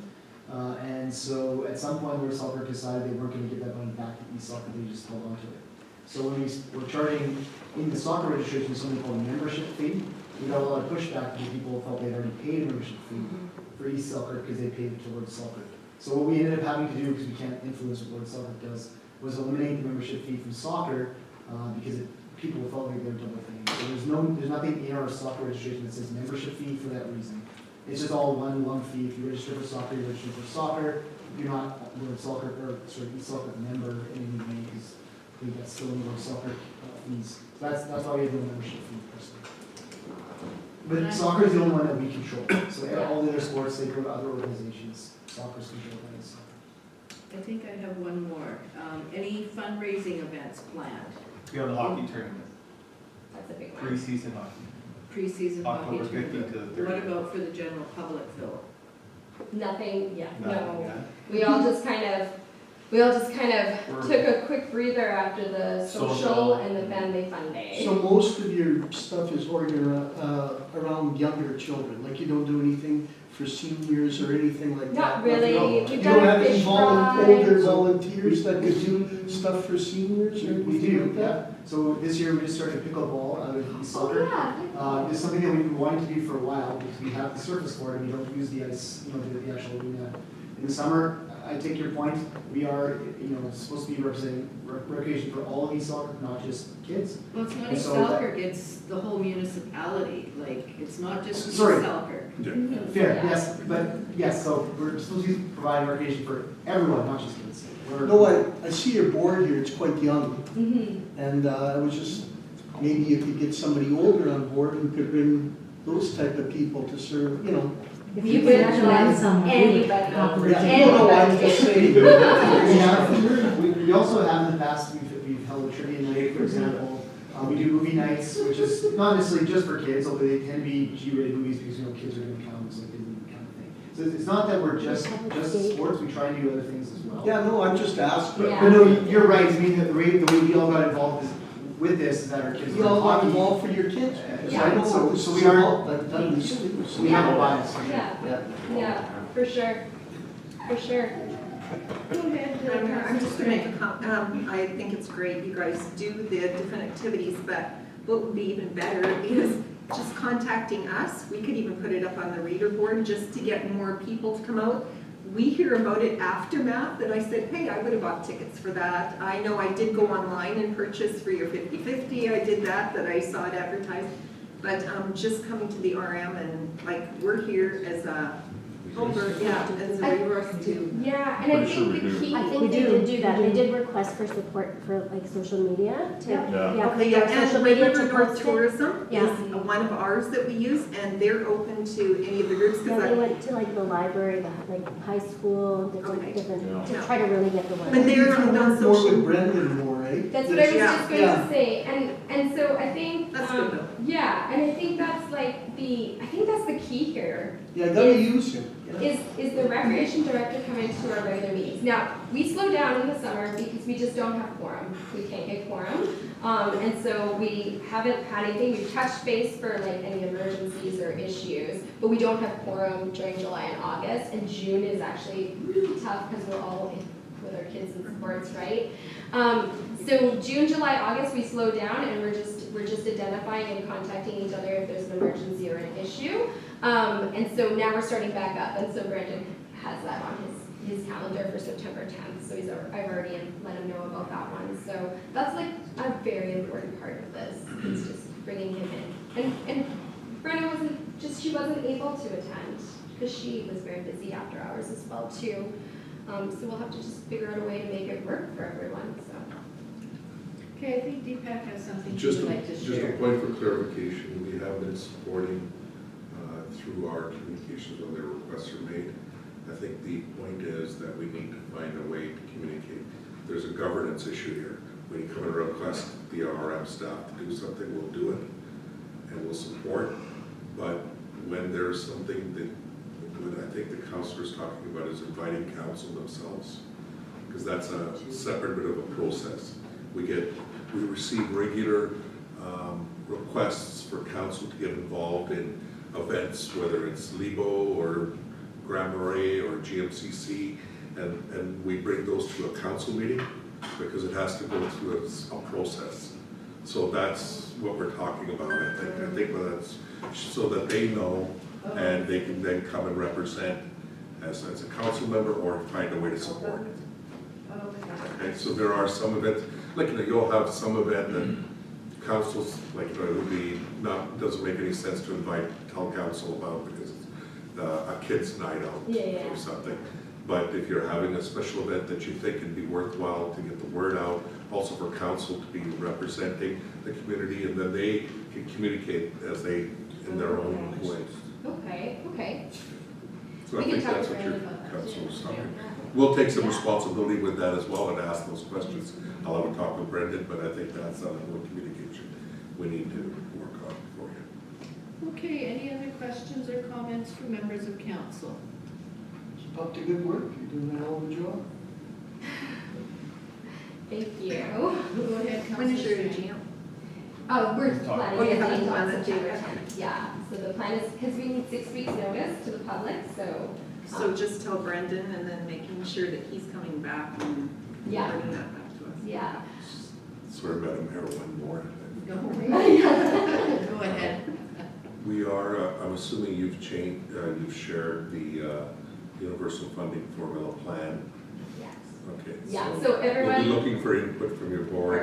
me doesn't know. And that has also just been shared with council, and we'll be refining it based on input. Yeah, I'm really excited about that and the possibilities there in terms of partnership and just better understanding of roles and responsibilities and where we can find opportunities there. So I think that's another really good step. Okay, so I think there are no further questions, Just, and sorry. Like, you know, in the future, like if you could get together with some of the other clubs, like even Lego's got a young group, you know, to build or whatever, and then we'll be finishing our, south, place there, you know, you guys could have socials there, you know, you can use the hall instead of us, you know, it's all for the whole municipality to work with, so, Yeah, you know. and I think that's where that universal, that framework will help unify that as well, right? Like to help provide those connections from with the different facilities and be less in silos and operating on our own, but rather as a collective more. do you have any rentals for the hall at the rec center right now? I have to ask Blake because I don't know. Like, do you rent out the hall at all at the rec center? Not normally. I do have one pending, comes from the subdivision besides here, the cricket people. They're interested in it. But our problem with that is the viewing area is our hall. And once hockey starts, we have the conflict of not having both. And I know, yeah, and I know it's not a very big space anymore. I mean, I myself have rented it the way it is for a shower, so. Yeah, You we know. had a, not a funeral, A luncheon. Wake. well, yeah, yes. Celebration. So for that type of thing, yes, we're available, but I think size is a factor, Yeah. and the time of the season is also Right. the biggest factor. The grade nines also, they didn't do something for them at the school for their farewell. And so we opened the doors there for them and they came over and they got to celebrate for a couple of hours in the lobby there, which was really awesome to see. Okay, I'm gonna try anything else from you folks. It's an exciting topic. I don't believe that there's anything else from council, and if you forward your presentation to Deepak, that would be great. And Yeah. we'll be looking at your ask, and Deepak will be in touch with you, probably not for a couple of weeks anyways. And that's fine, and I will follow up with our contractor to get the details around the permitting, which I've already emailed him, but that's when I got the out of office. And if you do think of any other questions, feel free to email us or send us a note, and I will forward the presentation. So thank you so much. Perfect, thank you so much. Thanks to everyone for coming in this evening. Thank you. Press it again? Yeah, just go ahead and press it again. Okay, Madam Mayor, getting back to the rest of the agenda, Yep. starting at the beginning. Yes. We We are at number 7 on our agenda. Correct. Thank you. Yeah. Get on that ice there, Blake. Sorry? Get on the ice. I gotta get back to it right now. See ya. So we have the invitation from the Association of Rural Municipalities Capital Region, and that's for September the 5th on Thursday with the Armor Rockwood. Are we, The camera's on. You can't see. Okay, let's keep going then. Okay, so we have an invitation, so I'm assuming we've already, the council members that will be going have identified themselves, which is Resolve Mayor Feeblecorn, Councillors David Sutherland, and Councillor David Sutherland will be authorized to attend the Association of Rural Municipalities meeting at the Willow Grove Orchard, Argyle, Manitoba, on September 5th, 2024.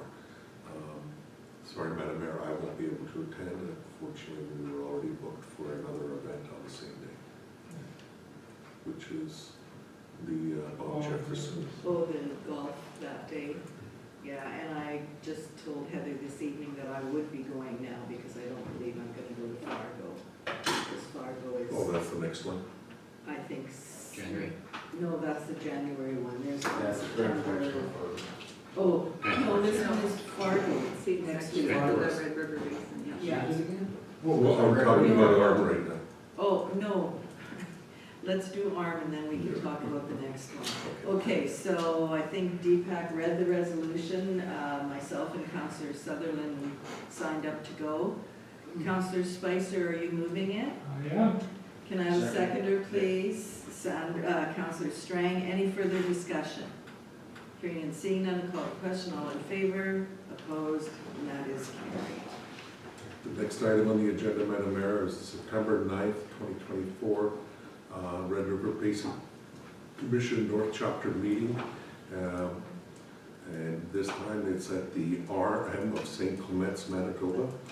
Oh, presenter, look at that. And Councillor Boulanger from Red River Operation Cleanup, or sorry, Robert Boulanger from Operation Cleanup will be presenting on that one. And I have the two other, I have to find the email. so we have been identified as resolved that Mayor Feeblecorn and Councillors Rob Boulanger, Scott Spicer, and Sandra Strang be authorized to attend the Red River Basin North Chapter at the Arm of St. Clements on September 9th, 2024. You'd like to attend? Yeah. But Okay. anybody, we can show up for this. So why don't I just say, resolve that Mayor Feeblecorn and Council Yeah. be authorized to attend the Red River Basin North Chapter at the Arm of St. Clements on September 9th, 2024. Perfect. Okay, can I have a mover? Councillor Horbis, second, please. Councillor Strang, any further discussion? Just one question, Madam Mayor. Sure. Heather, do we have to register individuals? I will do that tomorrow, yeah. Okay, so we'll have to find out, and when, we'll register all council members, and then take someone out if they can't. Yeah, I will send you a reminder to everybody. Yeah, and I don't know, I mean, there's, the last couple that I've been to, they haven't been very well attended, so I'm hoping we can have a little bit better attendance, but I don't think we have to do anything other than supply the facility. Yes, that's it. just Yeah. the facility. So it'll be right in, no, and it'll be right in the council. The Red River Basin brings whatever is Yeah. drinks. Yeah. The only thing is that if anybody needs the, to do a presentation, Heather might have to be here, somebody may have to be here to get them going, just in case. But we'll figure that out closer to that date. Okay, thank you. Next item on the agenda, Madam Mayor, is the Red River Basin South Chapter Annual Holiday Gala occurring on November, I think is 14th. And it'll be at 5 p.m. and it's at Morris Multiplex. And a table of 8 is $595, or single tickets are $85. And I'm not sure if council wanted to order an entire table or. Well, I think it would depend maybe on who's going. Yes. So what we have is 1, 2, 3, 4 attending so far. Okay. So You said we 5 can- p.m. 5 p.m. Yes. You have your own center or your own? No. Oh, that day. Okay, So we'll just stick with the 4, Madam Mayor. yeah, and if anybody else chooses to go, in the meantime, or even at the last minute, we can always pass a resolution after the fact if someone decides that they want to go at the last minute. Okay, thank you, Madam Mayor. Resolved, Mayor Feeblecorn, Councillor Robert Boulanger, Glenn Bassarovich, and David Sutherland be authorized to attend the Red River Basin Commission Holiday Gala at the Morris Multiplex in Morris, Manitoba on November 14th, 2024. Moved by Councillor Spicer, second please, Councillor Horbis. Any discussion? Hearing and seeing none, I'll call the question. All those in favor? Opposed? And that is carried.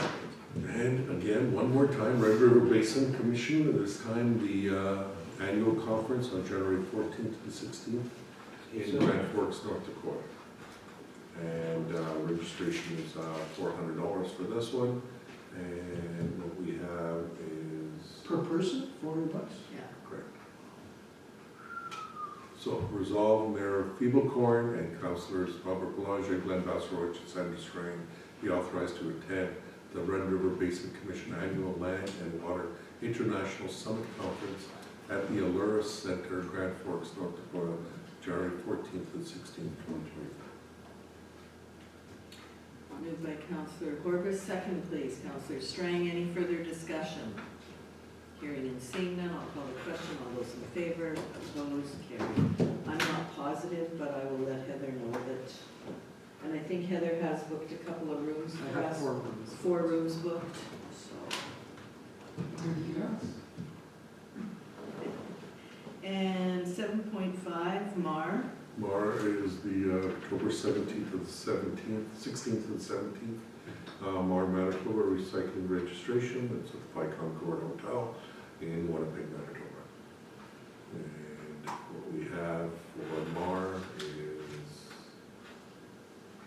resolved that Mayor Feeblecorn and Councillor David Sutherland be authorized to attend the Manitoba Association Regional Recyclers Recycling and Waste Reduction Forum at the Vicon Court in Winnipeg, Manitoba on October 16th to 17th, 2024. I gotta see here. Moved by Sandra, second by Scott, all in Six, favor? no, this one, Just take you off, didn't he? I don't think you had it over the chair, Madam Mayor, so. this one I cannot attend, so you can take my name out of there. I have 3 meetings those 2 days. So we'll say resolve Councillor David Sutherland be authorized to attend the Manitoba Association. Right. Okay, can I have the mover, Councillor Bazarowicz, Councillor Strang, seconds, all in favor, opposed, carried. And Manitoba Disaster Conference. Yes, this one will be at the Canadians again this year. We'll obviously send Tyler to it, but for council to attend, I think people have already identified who would be willing to go to this. And what we have is resolve Councillor Basarowicz be authorized. Is there anyone else? If not, Councillor Glenn Basarowicz be authorized to attend the Manitoba Disaster. Well, it's the same time as the other one. October 16th to the 18th. Yeah, so are you going to 2 conferences?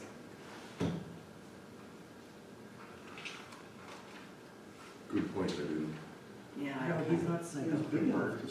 No, he's not signed up for Mark. Oh, okay. Okay. For Resolve- Mar.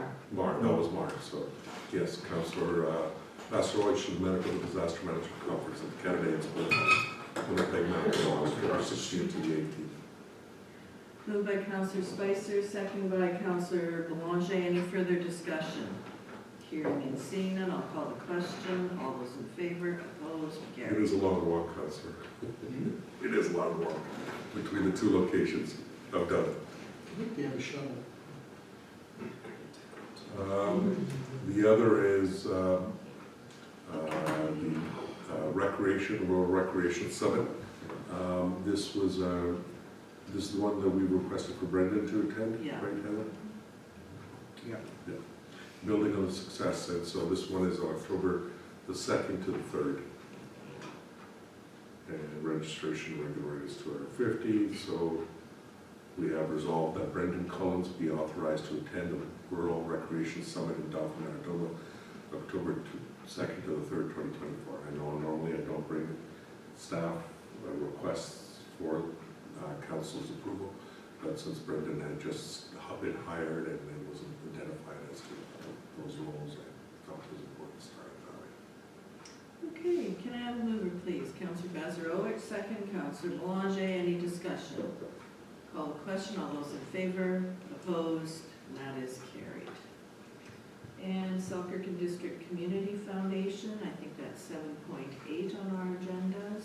Correct, Madam Mayor. This one is for the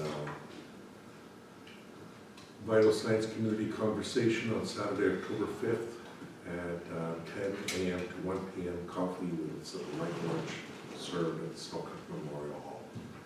So what we have is resolve Mayor Feeblecorn be authorized to attend the Selkirk District Community Foundation Vital Science Community Conversation at the Selkirk Memorial Hall in Selkirk, Manitoba on October 5th, 2024. You can show up, you don't need a ticket for this, right? They want you to register.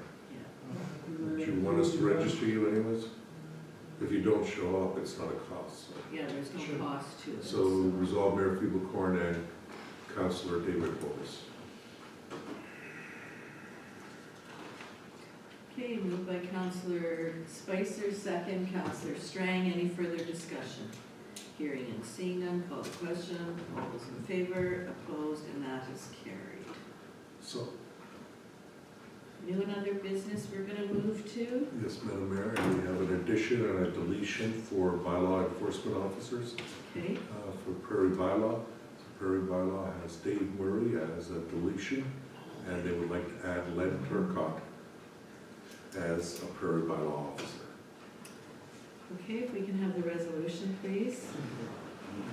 Whereas an updated list of Prairie Bylaw officers has been provided by Prairie Bylaw Enforcement Limited, therefore be it resolved, council authorize appointment of employees of Prairie Bylaw Enforcement Services listed below as designated officers and bylaw enforcement officers for the enforcement of the municipality's bylaws, the municipal act, and any other act the municipality is authorized to enforce effective July 5th, 2024. Len Turcotte. Moved by Councillor Bazarowicz, second Councillor Orbis. Any further discussion? Hearing and seeing none, I'll call the question. All those in favor, opposed, and that is carried. Okay, this one, Madam Mayor, The is, GM rec. yes, this one is a letter of support for GMRA to, it's a blanket statement saying, giving them the authority to be able to apply for grants. Brendan is requesting this, he's been working with them, and they're looking at several different locations for grants. As we've been working with them to refine the requirements for the building code that they've been working on to get that area complete. So what we're recommending is to move forward with giving them this blanket funding application opportunity so that Brendan will work with them on Right, so Brendan will be working with them on the applications themselves. majority of the applications, yes. Okay, go ahead, Councillor Orbis. I thought we were gonna make sure that what the mayor had just said, that going forward, that Construction going forward is completely managed through the RM now, with the project management occurring through our consultant. but I thought with the grant thing too, we were gonna have to. No, they have No, I to mean, apply but- for the grant. Yeah, well, I realize that. We'll be but I thought- offering support on an Yeah, ongoing the basis. support would be there so we don't run into the situation Yeah. we did before. Yeah. So Brendan has been involved, and this is Brendan requesting it, so he's gonna try his best to keep an eye on it. Okay, that's all, just help, you know, Yes. make sure it's done proper, that's all. Not that keep. No, I an eye. haven't read the resolution yet. Resolve council approve the draft letter of support for use and funding application for Grand Area Recreation Center renovations. Can I have a mover, Councillor Orbis, second Councillor Strang, all in favor, opposed, carried. 8.3, TELUS lease transfer. Yes, what this is a conversion of the lease from one provider to the other. The tower hasn't changed in location or anything else, it's just someone else is taking over. So what we have as a resolution, move forward on that, which is resolved that the agreement with TM Mobile, Northward Infrastructure, and AP Wireless Investments for tower lease transfer from TELUS for a tower located at 36058 Path 12, PTH 12, as presented, and the mayor and CEO be authorized to sign the COC. Moved by Councillor Spicer, second Councillor Boulanger. Any discussion? Councillor Spicer. So I'm assuming the lease amount is staying the same? Correct. We don't have an opportunity to do an increase? I don't think so, no. the way the lease would have been set up. But it's a good question. Councillor Bezarowicz. Is this one of those ones where we took a blanket amount for the lease, like it used to be $1,000 a year, we settled on X amount of dollars years ago, is this one of those? It could be, I'd have to take a look at the agreement. Sorry, I didn't. The agreement is, no, because they did contact us and they're gonna be sending us the bills. No, that's a different one. That's a different one? That's behind Narrow. Okay. Yeah, there was another one on Grand Marais. This is the I one think we that's had three at of them. Grand There was one from GMCC that they got. This is the That's it. GMCC tower. Oh, this is it? This is GMCC. Yeah. Oh, okay. So maybe there is an opportunity here, if they just got a payout fee. I think they only paid it one amount. There's no monthly fees here. Just an annual fee. An annual fee, yeah, Yeah, from what I 14K. just saw. Oh, 14,000 is reasonable, that's what Yeah, I we're. heard that. Oh, we get 14 a year? I guess we can live with that. Okay, I believe I had a mover and a seconder. If there is no further questions, I'll call the question. All those in favor? Opposed? And that is carried. And Parks Canada Lower Fort Garry VIP Tour. Yes, there were some problems at the last event, and because of that, they'd like to hold up the VIP tour for anyone that's interested. Parks Canada is organizing the event, and so we're not sure if anybody in council is interested in attending or not. The last time, Dave and I went, we got hanged by our gate. She left us there, so. Well, I think there was a little bit of confusion because they had that special event and that was for the 153rd anniversary of the signing of the treaties. And it was like there was, how can I say, there weren't very many attending, like there was a few people there and one of the elders, Ruth Christie, got up and said a few words, and then another gal got up and said a few words, and then it was kind of like you either waited for the buggy to come to take you around or you kind of walked around on your own. So I don't know if it was that there wasn't enough people there, because there probably were there 30 people there, about that, so, yeah. So I don't know, is anybody interested to go on a VIP tour? We should all go. Everyone that was originally going to go The three Originally- of us. was Mayor Debbie Fuglecourt, Councillor David Hovers, Councillor Dave Sutherland, and Sandra Strack. Well, we all went And for the Councilor same. did Yeah, Sanders. you thanked us too. You didn't come. Well, what is the wish? I let the mayor know when. And I let them Well, those Yeah, are no, you gotta go. listed You VIP. text us. Say, I'm at home. know. Okay, We were worried about it. anybody interested?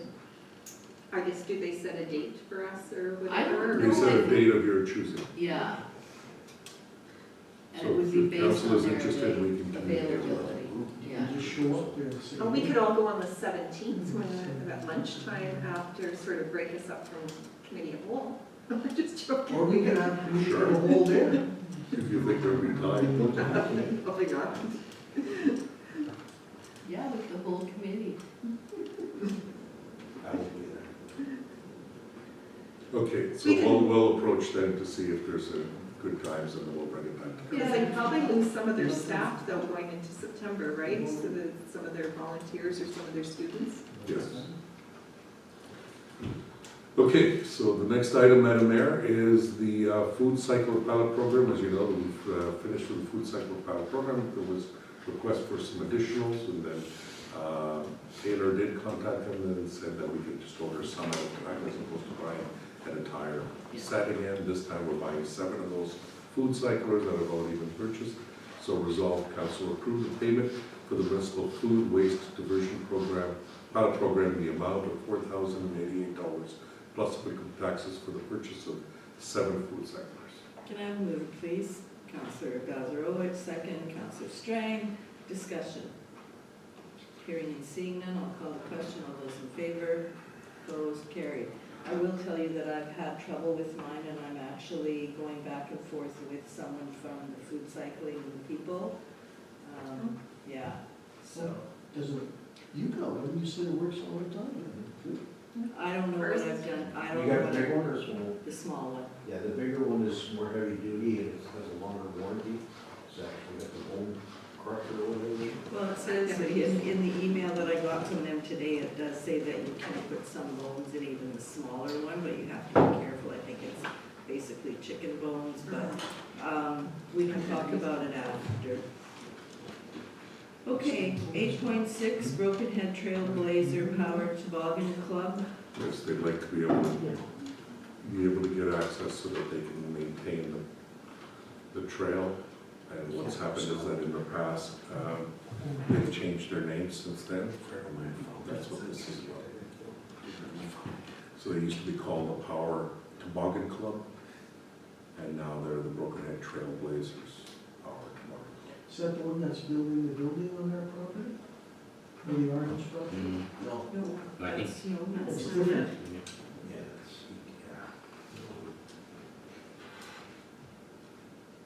I had a question on this one. Go ahead, Councilor Spicer. It kind of sounds like they're working in kind of boggy area. Oh, good. Yeah. Do we have any concerns about that? Meaning Wetlands? wetlands? It all depends. Like I looked at the map, I just can't tell exactly. I'm just asking because you guys might know better where it actually is. Never been through there. Between Road 88 and 89 North. Now, isn't this trail already been established through Dan Lester and then?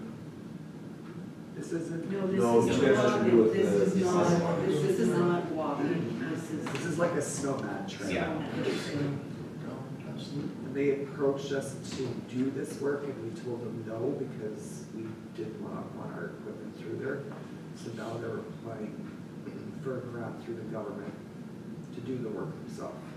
Well, then they should flag it. The government, It's an issue, if the yeah. government gives them the grant, then Yeah, and looking at, yeah, I can't. Looking at the map, it's only 2 miles west of Greenwell Colony. It's behind the landfill, isn't it? Behind what, Heather? The So- landfill. Would they have to go across the reserve too? Or are they going around? Well, I'm not sure, I don't know if they would be, like, they're just telling us our portion. I don't know. That I don't know. Yeah, it's just a stretch along the rural line, right? Is it the trail where the people live off the grid? Yeah, Might that is, be. Heather, that is it. Right. Yeah, you're right, Might be. yeah. Yeah, Right when you said that, I'm looking at it, Yeah. that is it.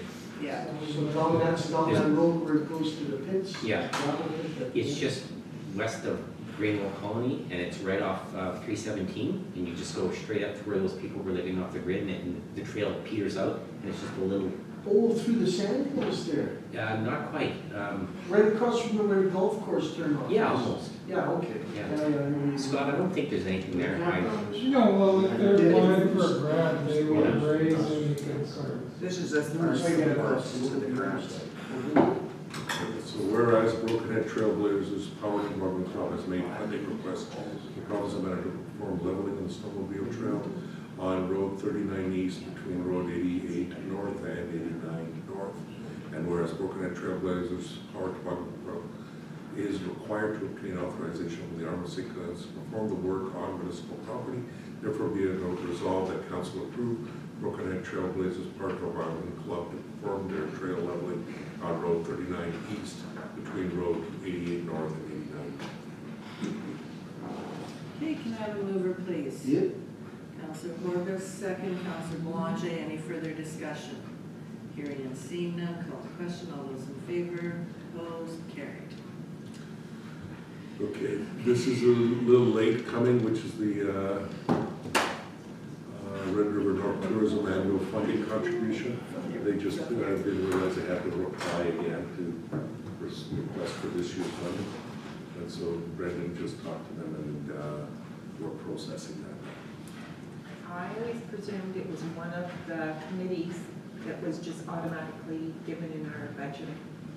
They have to supply their financials. But we do when they do they have their yearly AGM that we've always just been using that as their financials.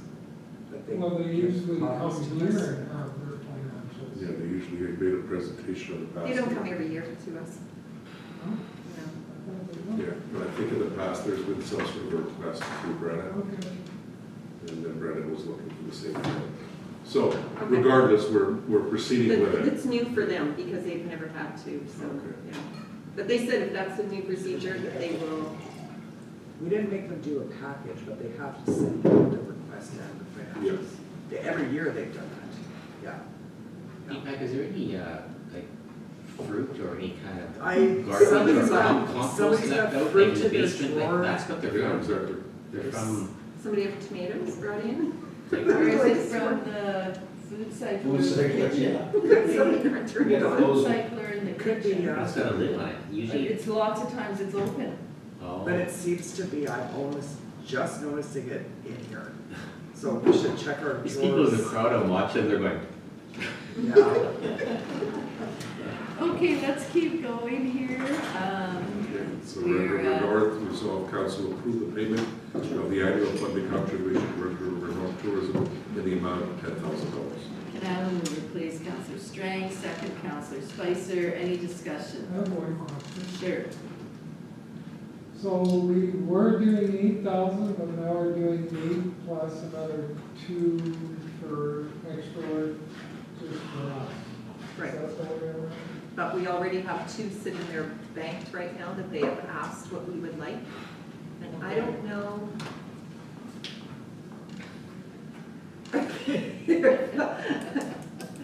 If there is, I thought this was, if there was the section brought on about the extra monies for Travel Manitoba, I thought I'd sent that in also to the office to put on.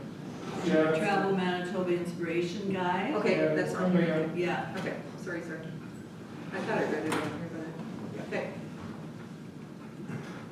Okay, so we got the funding for the tourism. So now we're on travel there's Manitoba. Can we get a mover and We need second? a vote, yeah. Okay, so back to Red River North Tourism. Can I have a mover for their funding? Counselor Orbis, second Counselor Strang. Any further discussion? Hearing and seeing none, call the question. All those in favor, opposed, carried. Okay, so now we're at 8.8, Travel Manitoba Inspiration Guide. So they're selling advertising space for $400 at a reduced rate for members such as us. And the administration is recommending approval of $400 for the ad space. Okay, if you want to read the resolution. You want to speak to it before we read the resolution? Sure. I was gonna say, let's crush it, because when we did the draw, the bench draw, the ladies had mentioned that they have this extra funds of the $2,000, and they said, would you like us to use the $400 out of there instead of it coming out of your RM right now, since you already have. So we have that 2,000 sitting there with them from last year's funds.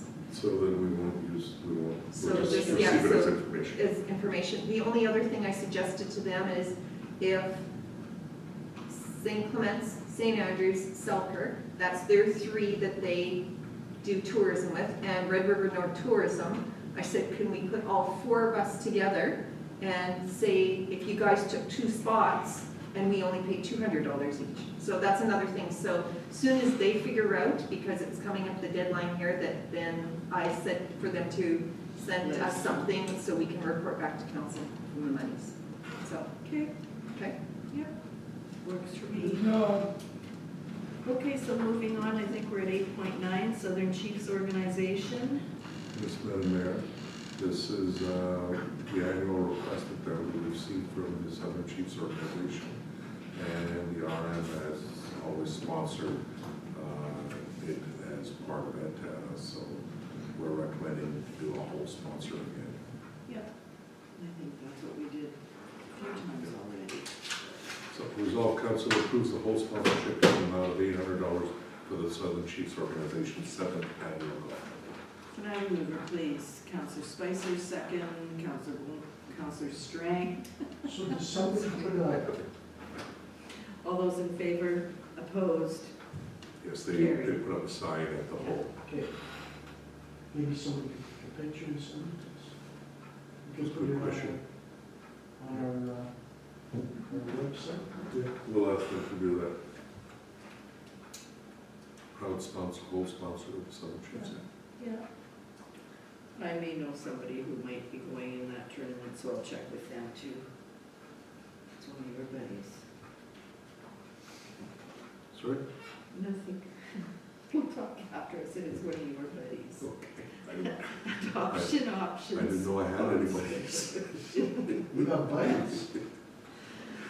Okay, Adoption Options is an organization that aims to bring together birth parents, children, and adopted families in the aim to bettering their lives. And what they're looking for is a sponsorship for their son adoption or donation of $100 or simply a son adoption prize. Sponsorships level start at $750 and go up as high as $7,500. We're recommending monetary donation of $100. Anybody else comment? Okay, bring it forward, please. Resolve the council will approve the monetary donation of $100 to the Adoption Options Conceiving Dreams Charity Dinner and Trivia Night. Can I have a mover, please? Councilor Bazarowicz, Councilor Horbis seconds, all in favor, opposed, carried. Interlake Eastern Regional Health Authority.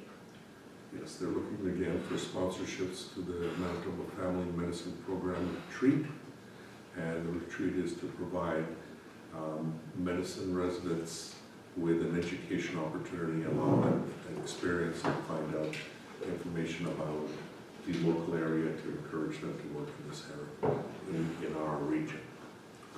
Administration is recommending we approve a sponsorship for this event of anywhere from $100 to $500.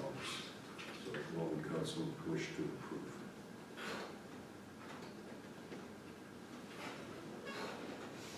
I'm not going to say because I still on IURHA, so. So you'll refrain from voting? Yes, I can. But I was going to say that looking at the letter there, they have seen 14 former University of Manitoba Family Medicine residents join the region since that time. So it seems to be a good thing. And yes, I will be refraining from voting because I do sit on the board. Go ahead, Councillor Spicer. I'll move. Okay. Resolved. $500. Okay, thank you. Question? Second. Okay. So, all in favor? And you'll put in the minutes, Heather, that I did not vote, that I excused myself. Thank you. Okay, the next one is Crime Stoppers all-weather signs. The municipality received 4 signs from Crime Stoppers at no cost and installed in our community. With that being a large 4 locations were identified that will provide high visibility. The 4 locations that have been identified are 4570 Raleigh Road, 5121 Henderson Highway, Fire Hall. The other is the Dunning Transfer Station. The other one is our office here at Kittison. And the other one is at the Grand Marais Community Center on ETH 12. So what we have is a resolution to put those Crime Stopper signs up. So, whereas Manitoba Crime Stoppers have provided the municipality for Crime Stopper signs, therefore be it resolved that the municipality install Manitoba Crime Stopper signs at the following location: 4570 Raleigh Road, 5121 Henderson Highway, 1043 Kittison Road, and 36058 ETH 12. Can I have a mover, please? Councillor Horbis, second. Councillor Boulanger. Any further discussion? Yeah. Go ahead. We had one here, was that one of the 4? Yes. Go ahead, Councillor Strang. Madam Mayor, would we not want to have them, like, the locations that were chosen here, to me, look like they're for more our residents. Would we not want to have them for people coming into our area to see that this is Crime Stoppers? Because it's the visitors coming in that are doing, if anything happens here. Such a small sign. It's a small sign, and the challenge has been that we try to pick where there's some visibility coming into the area, but on our own property, because then we don't have to look at getting permissions. Otherwise, you have to get permission if it's on RM or provincial or private properties, you'd have to get permission about the sign. Yeah, no, I just thought something more visible that people are coming into our communities or coming into the RM of St. Clements, whether it's like 3 great areas, but I just thought it'd be more prominent because it's people, not everybody's going to the garbage dump, you know, and not everybody's going to the fire hall, so. I don't want to Anyways. jump in, but I thought we sort of talked about this, and when we work on the welcome signs, we were gonna incorporate those by additionals and kind of put it all in one application. Isn't that how we talked about it? Kind of have 2 signs on. Because we talked about it being entry in, and that would have been most highways. So that's why he looked up what the additional signs cost for $80. So when it comes to making application for our welcome signs, we We can. can put them down lower. Yeah. Well, that's good. Thank you. Is that how you remember it, Deepak? Yeah, the challenge there is, I know that was the talk, the challenge there is, there's only so much that they will allow you to put in before it becomes distracted. If you have to read 2 or 3 signs, one on top of each other, the province usually doesn't let you do that. Is the sign police going on and check all this stuff? As a matter of fact, yes, the province has already contacted me about going and taking a look at PTH 12, and the province has a lot of illegals, has identified a lot of illegal signs that have been put up for real estate agents to. On number hotels 12, will I be broken? going into the Grammar. Oh, Grand Marais? Yeah, Highway 12. Highway 12 points around.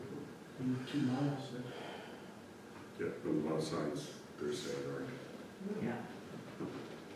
They were never authorized by the province of Manitoba on provincial right-of-ways. Well, and I thought they did that process about maybe 5 years ago, and they knocked down, they took Yeah, they were away a clean. bunch of signs Yes, now they're looking at it again. again.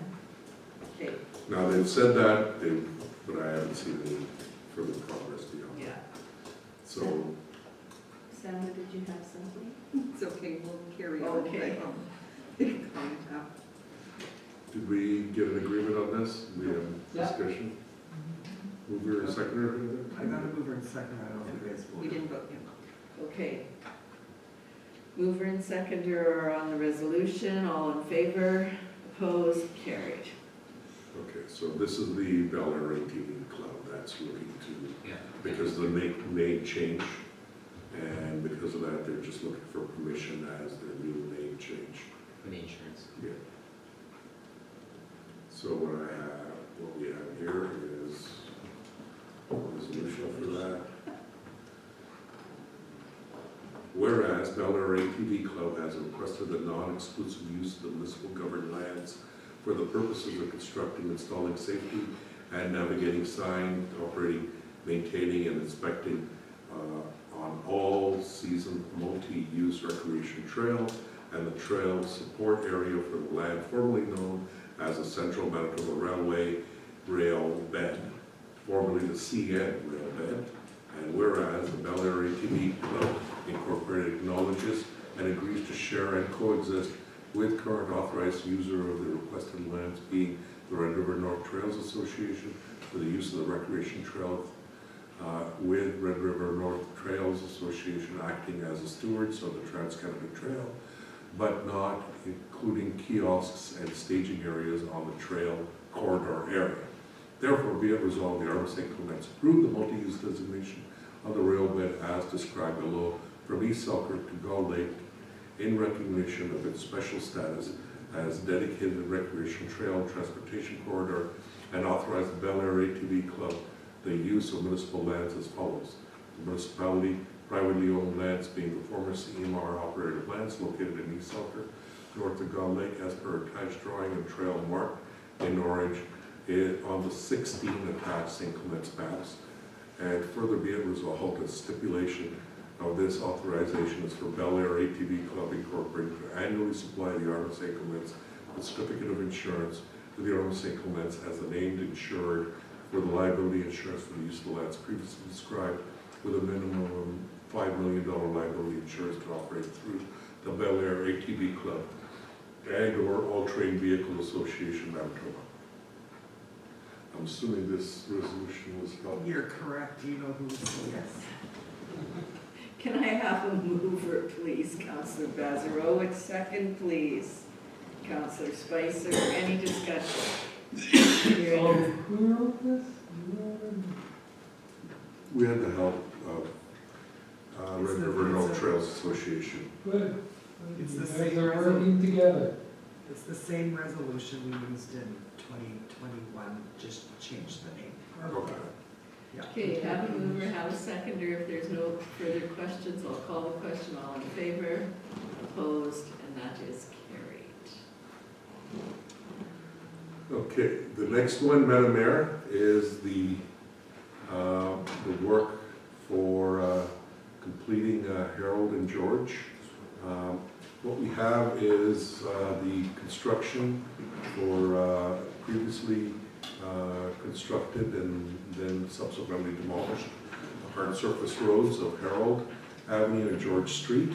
And it was identified by council during the budget process that they'd like to get this completed. And as part of that, our contractor for our hard surface roads this year was able to complete their work faster and are able to give us the same quoted price that we received in the spring, which would have been considerably higher if we were looking at going out to quotes now. And we're recommending proceeding with them. We have this approved through council earlier through electronic voting, but we want to bring it forward to council today for a final vote to ratify. Questions, comments? There's no work this year, everybody's hungry for work. Those guys are fast. Yes. That's why they have their name. Okay, can you bring the resolution forward, please? Resolve council accept the recommendations of the Director of Public Works and approve the awarding of Harold Avenue and George Street paving to Fast Brothers for an estimated price of $865,969.14 plus applicable taxes, and the estimated price of $30,000 for Stantec contract administration. Can I have a mover, please? Councillor Boulanger, second, please. Seconder, please. If I can. I'll second it. Any further questions or comments? Hearing and seeing none, I will call the question. All those in favor? Opposed? One Abstain? abstention. In favor. And Unanimous. that is carried. Who moved it?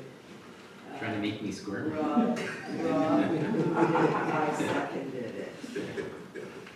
Geez, I don't get to do that. Okay, We'll let you move the next one. No. I'm done. Okay. White Sands Estates, Sorry, Madam Mayor. that's okay. White Sand Estates is seeking approval to apply for the New Horizons Seniors Grant through the Canadian government for the lakefront and the beach access. They've identified that they would be willing to maintain and manage it, and administration recommends council approve the application for this New Horizons for the Seniors Grant for phase 1 of the proposed project. Administration also recommends that there is further discussions on phase 2 of the project, as there may be liability issues in creating paths to the beach. As if they are willing to take on that, they may need to get separate liability and responsibility for maintaining it. What about oceans and fisheries, will be done all the proper? Then they need to, especially after the response, after the grants, yes. Exactly. So we're just saying that we're in support of them applying for this grant, so Yeah. resolve council approves White Sand Estates application for a New Horizons for Seniors grant through the Government of Canada for the improvement of the RM land for phase 1 of the proposed project. Can I have a mover, please? Councillor Horbis, second, please.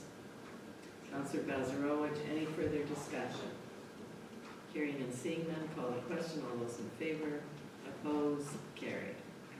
Okay, this one, Madam Mayor, is an oversight on my part. We have hired a communications officer, and I had not brought the resolution to be able to sign a contract because this is a contract employee of the council. So, like we do with any other of the contract employees, we'd still bring it to council for discussion with the signing of the contract. So we'll be signing the contract. And so, resolved, Marissa Delphi has be hired as a communication officer effective March 25th, 2024. And be it further resolved that the mayor and chief administrative officer be authorized to sign employment contract. And I apologize for my default in getting this to you sooner. Okay, can I have a mover, please? Councillor Spicer, second, please. Councillor Strang, any further discussion? Hearing in. Oh, go ahead, Sandra, sorry.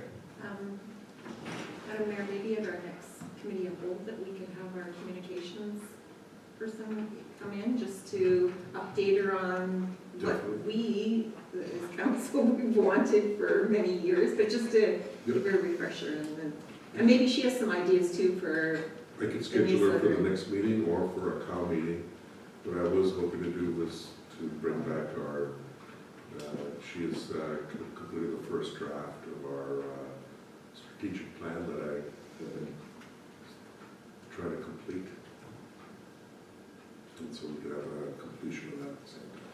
Does that strategic plan include when the newsletters will be mailed out?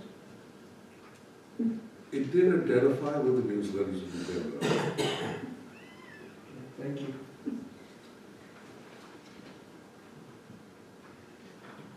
Okay, I had a mover, I had a seconder. If there are no other questions, I'll call the question. All those in favor, opposed, carried. So, if we could move on to the closed list of accounts, Madam Mayor, resolve that council approve the August 27, 2024 list of accounts, check numbers 24001084 to 24001260 in the amount of $1,859,574.35 for payment. Can I have a mover, please? Councillor Bazarowicz, Councillor Strang, seconds. All those in favor? Oh, sorry. Go ahead, Councillor Spicer. I apologize for not sending this in before, Mr. CAO. Top of page 14. We're replacing the boiler. Where are we replacing the boiler? Just a question. Is that this boiler here? I was assuming it was the office, but I thought we had some problems with the boiler here, I remember. I can verify. I can go look on Media Land if you want. Yeah, please. I'm gonna go look, because I don't recall that. River, it's called Riverbend Heating. Let me see if I can get the invoice here. I use those guys. You're from, I thought you used that Carl there. Synchronous, he only fixes appliances. Revocation, call. Yeah,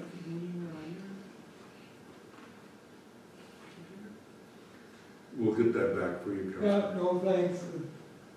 I should have sent it to the others, and I forgot all about it. Okay, I believe I have a mover and a seconder for the accounts. Any further questions? Call the question. All those in favor, opposed, carried.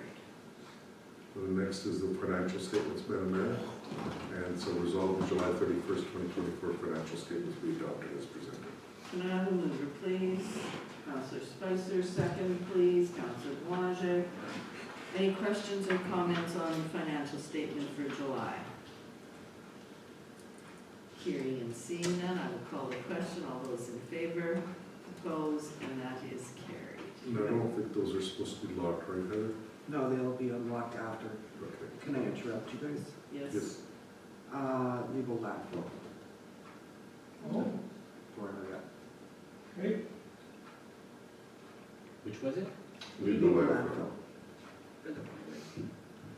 Oh, yes, I remember receiving the email from Romeo about Okay, so that takes us, we have it. no I think I was bylaws. looking at the email when I got my bread in the fridge. We have no bylaws this evening, and we'll move on to communications for information, and I'm not sure if there's anything there that anybody wants to bring forward, or? Yes, Madam Mayor, I just want to make sure that it's clear that there was just a letter that was received from Mr. Schuster about the Broken Ojibwe Nation Silica Sand and his displeasure with it, but at the end of the day, that letter, he can certainly say that, but the First Nations have the right to do what they want on their own lands. That is correct, thank you. Anything else on the info correspondence? Broken Hill Silica Center on your back? There's deposits, I think, throughout this entire region. Oh. Okay, so if there is nothing else, we can move on to our council reports. I know it's getting a little bit late, but I'm going to start with Councillor Belanger this evening. I'm always the easiest, Yeah, I know. and I have nothing to report since we met last. Okay. Councillor Strang. August 1st, I actually volunteered at the ARM Golf Tournament. August 8th, I tried to attend the Plan 2050 in Niverville, and there was over the amount of people there, so they could not hold it in the venue, so it will be rescheduled in 40 or 45 days since that date. August 13th, yeah, we have a committee of whole. August 15th, RM open house. August 22nd, Red River North Tourism. We had the wood carved bench draw here. Tyler was the one that ended up pulling the ticket. And it was, a lady, I believe her name was Emily. She was from Winnipeg that she won. And when they made the phone call to her, I think she thought it was a prank phone call. So it was actually that after that Marilyn spoke to her, that then she realized that she actually did win. So it was actually quite amusing, but yeah, you get phone calls like that so at the time. But no, that's everything for me. Okay, Councillor Davis. Okay, on August the 3rd, I went to the tour of Lower Fort Garry with the mayor and Councillor Sutherland, and we toured around. On August the 9th, I went to the Scanterbury powwow, I guess, or whatever. Yeah, Treaty The Days of opening, Powwow. Yeah. Opening ceremonies. And on August the 13th, did the cow meeting here. On August the 14th, went to GMCC meeting. Not much really new there. They're just wanting to know what's happening with that, if they're getting an expansion of the park or not, or whatever. The RV park. Yeah, that, I think he had mentioned something about that. And then on the 15th, we had the open house at the East Salford skating rink. On the 17th, I went to the Show and Shine in Gull Lake. It was packed. Unbelievable, all the people that were there. A lot of old cars too. They said they had over 300 registrations of vehicles in there. And they had a band playing, they had food carts and everything. It's pretty neat, actually. It was a really good, fun day. Weather was nice and everything. So that was good.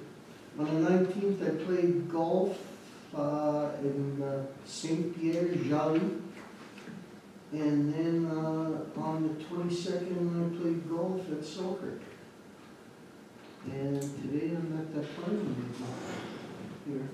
Okay, thank you for that. That's it for me. Okay, Council Bazarovic. July 25th, Plan 2030 at Polo Park, or 2050, pardon me, Polo Park. Same thing, it was a full house, but they only escorted a few people, not all. There was no senior whatsoever, people were involved, the police were just packed. July 28th, Armor Broken Head, they had their 100-year-old farm family monument put in. That place was just absolutely packed. They were surprised at the turnout as well. August 1st, the arm fundraiser in Selkirk. August 13th, COW here. August 19th, Easter Municipal in St. Pierre Jolie, and August 22nd, Inclusion Support in Selkirk. It was great the way they utilized their members. Like every hole pretty much had somebody there that they helped host. It was pretty good. That's it. Okay, thank you for that. Councilor Spicer. Thank you, Madam Mayor. July the 25th, I also attended the Plan 2050 open house in Winnipeg and listened to folks giving their views on the planet. No, that's not Between July the 24th and August the 6th, I attended 4 Human Resource Committee meetings with the Northeast Red Watershed District. August the 12th, I went to Northeast Red Watershed District also to get promo material for our open house. August 13th, we had a committee of the whole. August the 14th, we had a human resources meeting for Red River Planning District. August 15th was our open house for the RM. August the 19th, Association of Manitoba Municipalities charity event. August 21st, we had a regular meeting for Red River Planning District. August 22nd, we had a regular meeting for Northeast Red Watershed District. And I'm happy to announce that we've hired a program coordinator for the watershed district. So that's first because they always been only based on infrastructure, but now that's programs, and programs is the only thing that we can do in our area, so it's good that they have a coordinator. Thank you. Okay, I'll do mine. I've got a few here. 23rd of July, we had our council meeting, and I think everybody reported on the July 25th WMR Plan 2050 public hearing. I'm not going to repeat what was already said, but on August the 1st, we had a WMR exec committee meeting, and we just went over everything that happened and where we're going and what are we going to do differently in Niverville. So talked about that. And then the arm golf tournament, the Treaty 1 Lower Fort Garry Commemoration Day, WMR hearing in Niverville, Vaughan, Treaty Days and powwow with the grand entry, and that was on the 9th of August.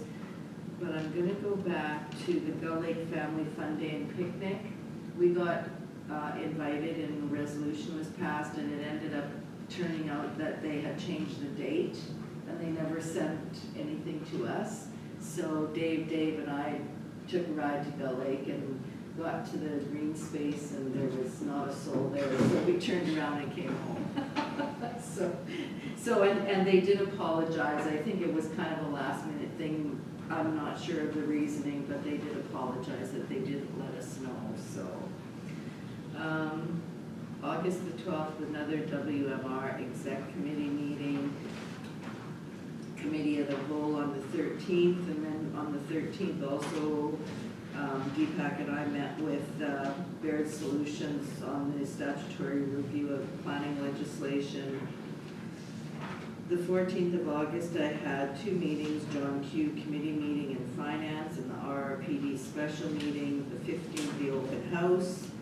The 19th, WMR special meeting. The 21st, a JQ board meeting. And the 21st, RRPD regular meeting also. So that's all I have. Are you at the open house? No, not you, Glenn, I was asking. Go ahead, sorry, I just thought of it because I was gonna ask Glenn that earlier, if he was at our open house, and he says no, he wasn't. Oh, okay. Yeah. So I was at the events with the mayor, as mentioned already, and I was at the golf tournaments, as mentioned already, and several other meetings. I apologize, my written report has not been completed due to some of the recent events and things I've had to prepare for. Did you look in the fridge?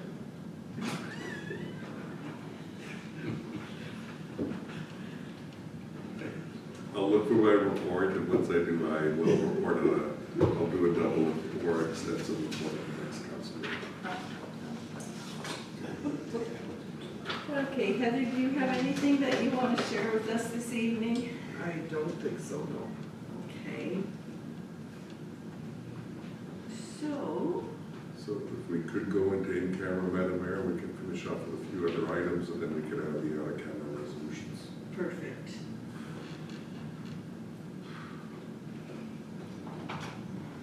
Not everything.